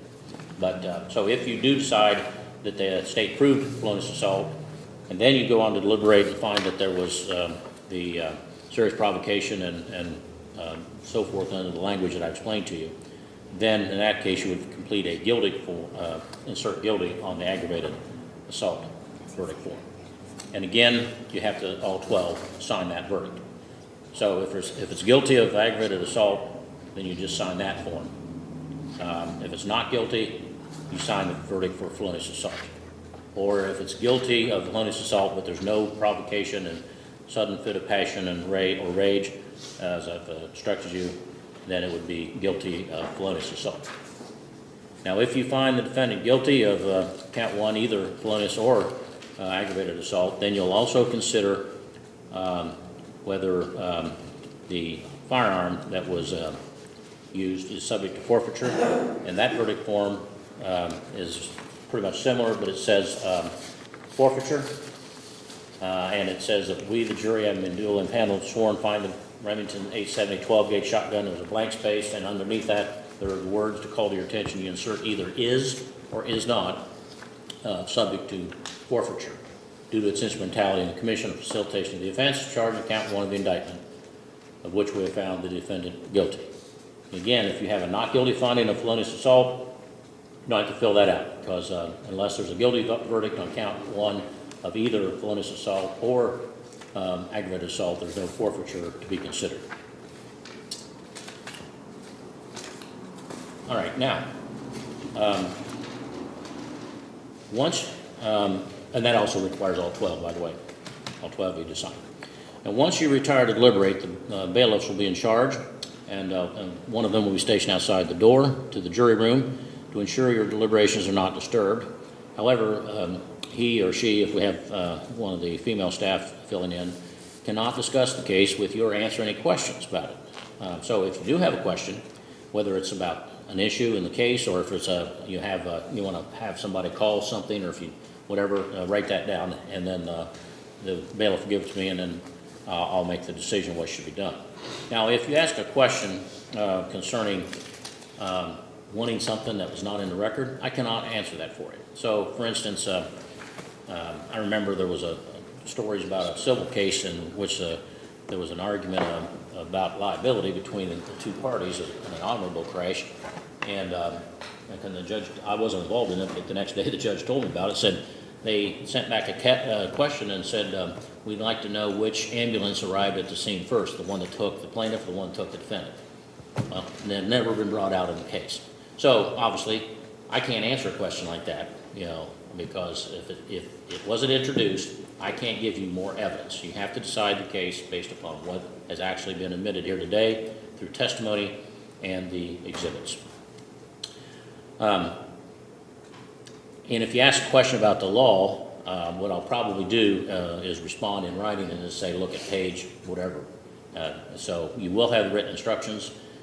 There are 17 pages. I understand none of you are lawyers, so if you have any difficulty and you're not certain and you have a question about the law, you can ask me, and I'll respond in writing and point out where in the instructions that question can be answered.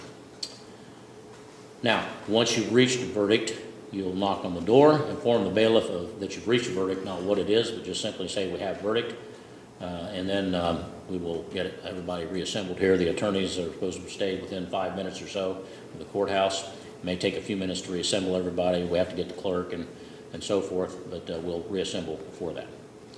Now, you will have these exhibits, and one of the exhibits is the CD of the 911 call, or not the 911 call, the call to the sheriff's department.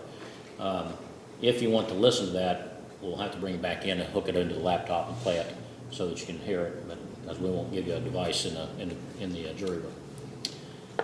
You don't have to listen to it if you don't want to. If you want to just discuss it, that's up to you, but if you do think you need to hear it, let me know in writing, and we'll reassemble and play that for you.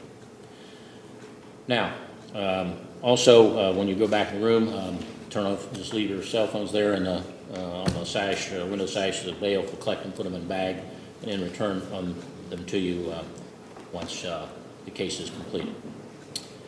And I want to thank all of you for your cooperation and attentiveness. You've been very attentive, and we all attempted not to waste your time, and that's clearly the case here. The attorneys did a very good job in presenting this case expeditiously, although importantly they were each given the full right to present their case fully and did so in that time.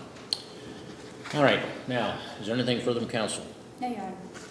All right, then our alternate, Ms. McKay, you are not going to be participating in the deliberations since we have, fortunately, nothing has happened in the first 12, but you are to remain on call. You can, if you would, give your phone number that you can be reached at immediately, whether it's a landline or cell phone, so that in the event that something happens to one of the first 12 and they have to be excused, then we'll call you to have you come up here to start the deliberations over with you replacing the person. It's happened twice in my 14 plus years, so it's not unheard of. That's because you're the insurance policy. So fortunately so far that hasn't had to be used, but you're still subject to that. So because of that, you're still under the instructions that I gave to you about not to discuss the case, not to research it, don't permit anybody to discuss it with you, don't read or do anything about it. Everything that I told you not to do, don't do it until you get a phone call, and you will, from the bailiff when there is a verdict telling you you're now released from that obligation. Because you have to observe that obligation until the conclusion where it's clear that your services will not be needed. But you've been a very important person here today, so don't think that your time here has not been necessary or important.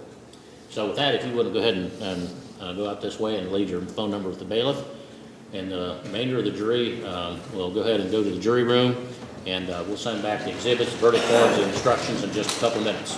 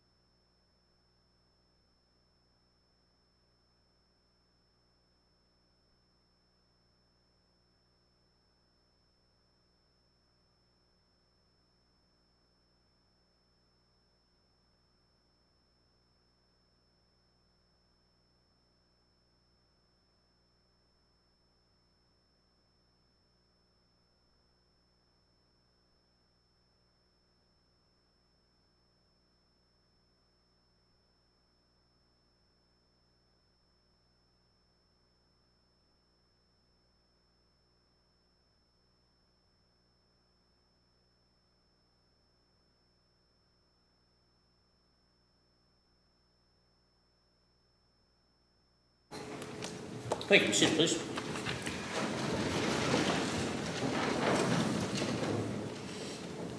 All right, we're back on record on State versus Jennifer M. Page. The jury has sent out a request in writing to hear the 911 recording. I believe that was Exhibit 5. So at this time, Mr. King looks like he has it ready. Go ahead and play it, please.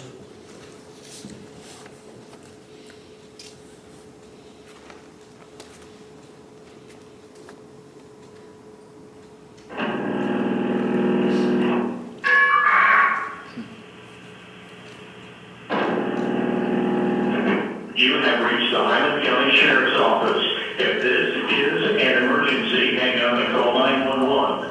Please listen carefully to the menu before making your selection. If you need to speak to a deputy or have one dispatched, please press 1. For CCW permits, background checks, sheriff sales, sex offender registration, or copies of reports, press 2.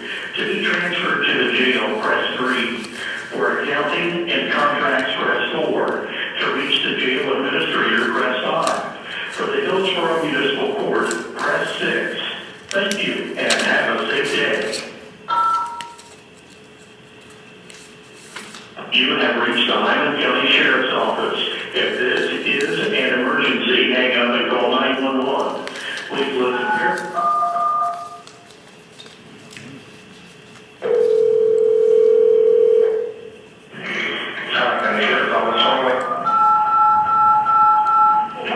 Outside my house. Very shame, this drug past here, and, threatened me. So, somebody better get down here and help. Okay, what's your address? 600 Water State Road. You guys is already here tonight. Okay. Where's he at? Where? Threatening, and I fired down at him, and he's like, you better fight more bullets. Is what he told me. Okay. What's your name? Jennifer Morgan. Jennifer Morgan? Water State Road. Okay. Okay. Where is he at now? He just walked down the road. What kind of vehicle is he in? He was in a pickup truck. I don't know what it is. It was dark. I don't know. Okay. He goes here, running up his motor. I walked out with a gun and fired gun at him. Boy, he's driving down the road. He's going to return around. Come back the other way. He's got to go. Okay. I'm done. Okay. Jennifer, that's 11600 Water. Yeah. Well, there's 3 deputies down here already tonight. All right. We'll send somebody that way. Thank you. All right. Bye.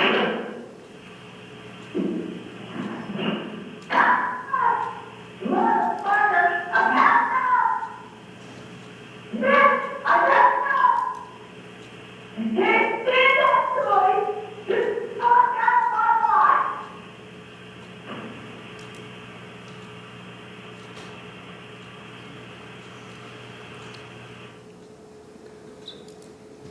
All right, ladies and gentlemen, we retire back to the jury room. Thank you. But that doesn't matter.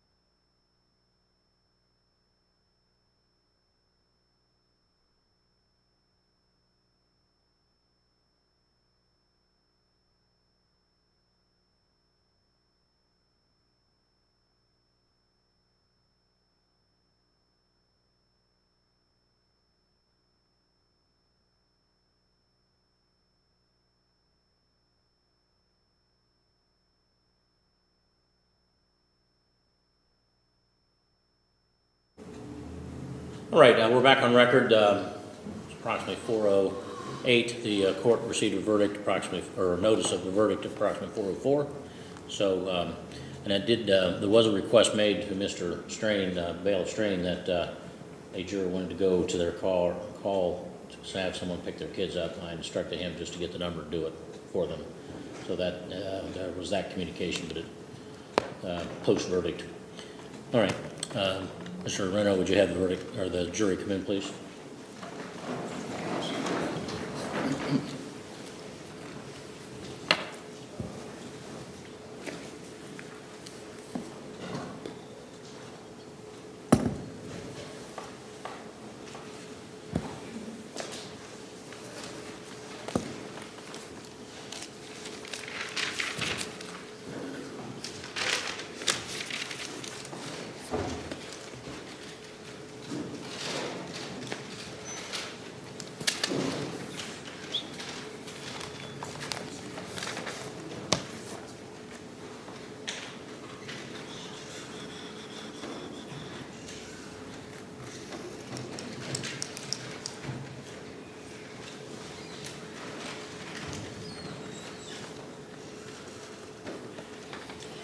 Thank you. Be seated, please.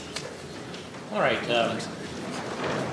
Court's received word that the jury has reached a verdict, and Mr. Middleton, you're the foreperson.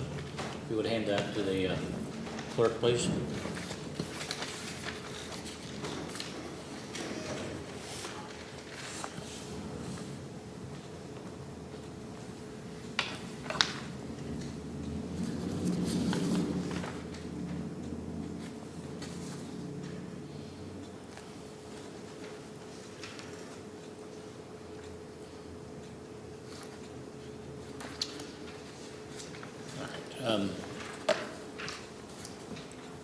Counsel, approach, please.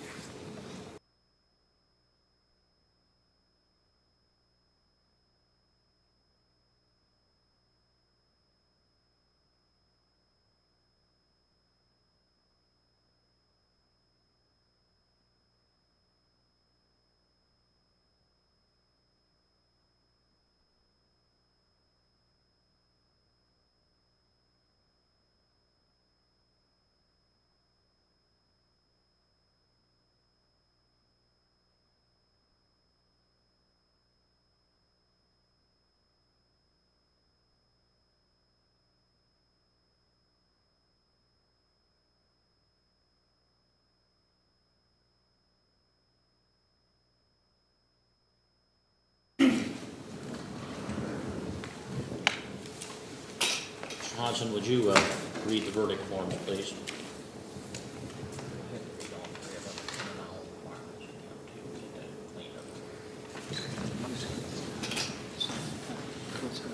In the Court of Common Pleas, Highland County, Ohio, State of Ohio versus Jennifer M. Baker, case number 23CR29. Verdict, count 1, felonious assault, Ohio Revised Code 2903.11A2. We, the jury, having been duly impaneled and sworn, find the defendant, Jennifer M. Baker, guilty of felonious assault, a second-degree felony, as she stands charged in count 1 of the indictment. In the Court of Common Pleas, Highland County, Ohio, State of Ohio versus Jennifer M. Baker, case number 23CR29. Verdict, count 1, aggravated assault, 2903.12A2. We, the jury, having been duly impaneled and sworn, find the defendant, Jennifer M. Baker, not guilty of aggravated assault, a fourth-degree felony, as to count 1 of the indictment. In the Court of Common Pleas, Highland County, Ohio, State of Ohio versus Jennifer M. Baker, case number 23CR29, verdict, forfeiture. We, the jury, having been duly impaneled and sworn, find that the Remington 870 12-gauge shotgun is subject to forfeiture due to its instrumentality, that sound right? That's right. In the commission or facilitation of the offense charged in count 1 of the indictment, of which we have found the defendant guilty. All right. Thank you, Mr. Hodson. All right, ladies and gentlemen, this scenario with the felonious assault and aggravated assault is a little bit unusual in the law, and so the instructions, first time I've written one on this since there's been some changes in the way that is viewed. And if the verdict is guilty on count one on felonious assault, then the only question was whether there was aggravating or the provocation. Let me get the right word here. Was whether or not you found that the offense was committed while the defendant was under, or due to serious provocation brought on by the victim, was under, sufficient to incite the person in using deadly force as a result of sudden, let me start over. If you found that she acted while under the influence of sudden passion or in a sudden fit of rage, which was brought on by serious provocation of the victim sufficient to incite the person in deadly force, then you would complete the verdict form for aggravated assault or aegis, and then you would put either not guilty or guilty in that spot. And in actuality, I just want to clarify, is it your finding that the defendant committed the offense of felonious assault without acting under the influence of sudden passion or a sudden fit of rage, which was brought on by serious provocation of the victim sufficient to incite the person into using deadly force? Was that the finding that you meant by the not guilty for on the assault, aggravated assault? If so, just everybody would indicate by raising your hand. So make sure that it's unanimous. And it is unanimous. Okay. So based upon that, then the court finds that the defendant has been found guilty of felonious assault. There was no finding on aggravated assault of the additional circumstance that would make that the offense of aggravated assault instead. Now, are these the verdicts of each and every one of you? Anybody disagree with it? Is there any request for a polling of the jury? No, Your Honor. Your Honor, I couldn't detect whether everybody put their hand up. I think I would like to have the jury pulled on the aggravated assault. Okay. Well, I did ask them if all of them, if their finding was the result that they found that there was not the additional element of mitigation that would reduce it to aggravated assault. Yeah, I know that was. And all 12 did hold up their hands. And I'll ask just maybe we'll do it again so Mr. Bolger can see. But my intention is that for you to find that you would only enter a guilty plea on ag assault if you found the serious provocation and language. And so by putting not guilty on here, I think what that meant, what I thought it meant was that you found that did not occur. Is that a correct statement of your findings? And if so, raise your right hand, please. I don't understand your statement. Okay. Aggravated assault only occurs if felonious assault occurred and the evidence shows that the defendant acted under the influence or as a result of serious provocation brought on by the victim that was sufficient to incite the person in using force, acted in a sudden fit of passion or rage. And if that is the finding, then it's aggravated assault is guilty. So the other 11 are saying that was not their finding. Is that your finding as well, that there was not that this did not occur as a result of serious provocation and sudden fit of passion or rage? Okay, I agree. Okay, all right. So based on that, all 12 then agree. All right. Does that satisfy you, Mr. Bolger? Yes. All right, thank you. All right, ladies and gentlemen, sorry for the confusion. Like I said, that was one of the things we were struggling with during the time that after the case was concluded in terms of getting that language. And obviously it tells me I need to do a better job the next time. So I'll work on that. I want to thank you for your service and your willingness to participate in the system. That without you as citizens of this county, this would not be possible. But it's a very important part of our country's justice system, and it has been for 230 years, so we appreciate that. So with that, you will be excused. You will not have to serve again. You were drawn for the second quarter but since you've served one, my policy, if you serve once during that quarter, you're excused from being recalled again until the end of June, and then for 1 year after that. If by chance our computer slips up and we send you a notice, just call and let us know that you were on this case, and then you'll be excused. Okay, so with that, you can go ahead and go with Mr. Hodson, and he'll take care of your pay and any work excuses you need. Oh, your cell phones are in the windowsill there.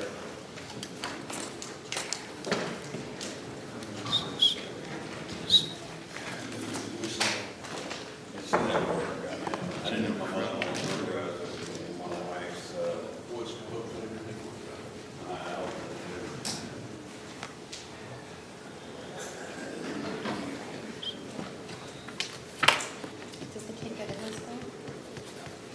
Does the kid go to Hillsborough? Leesburg? He said something like van.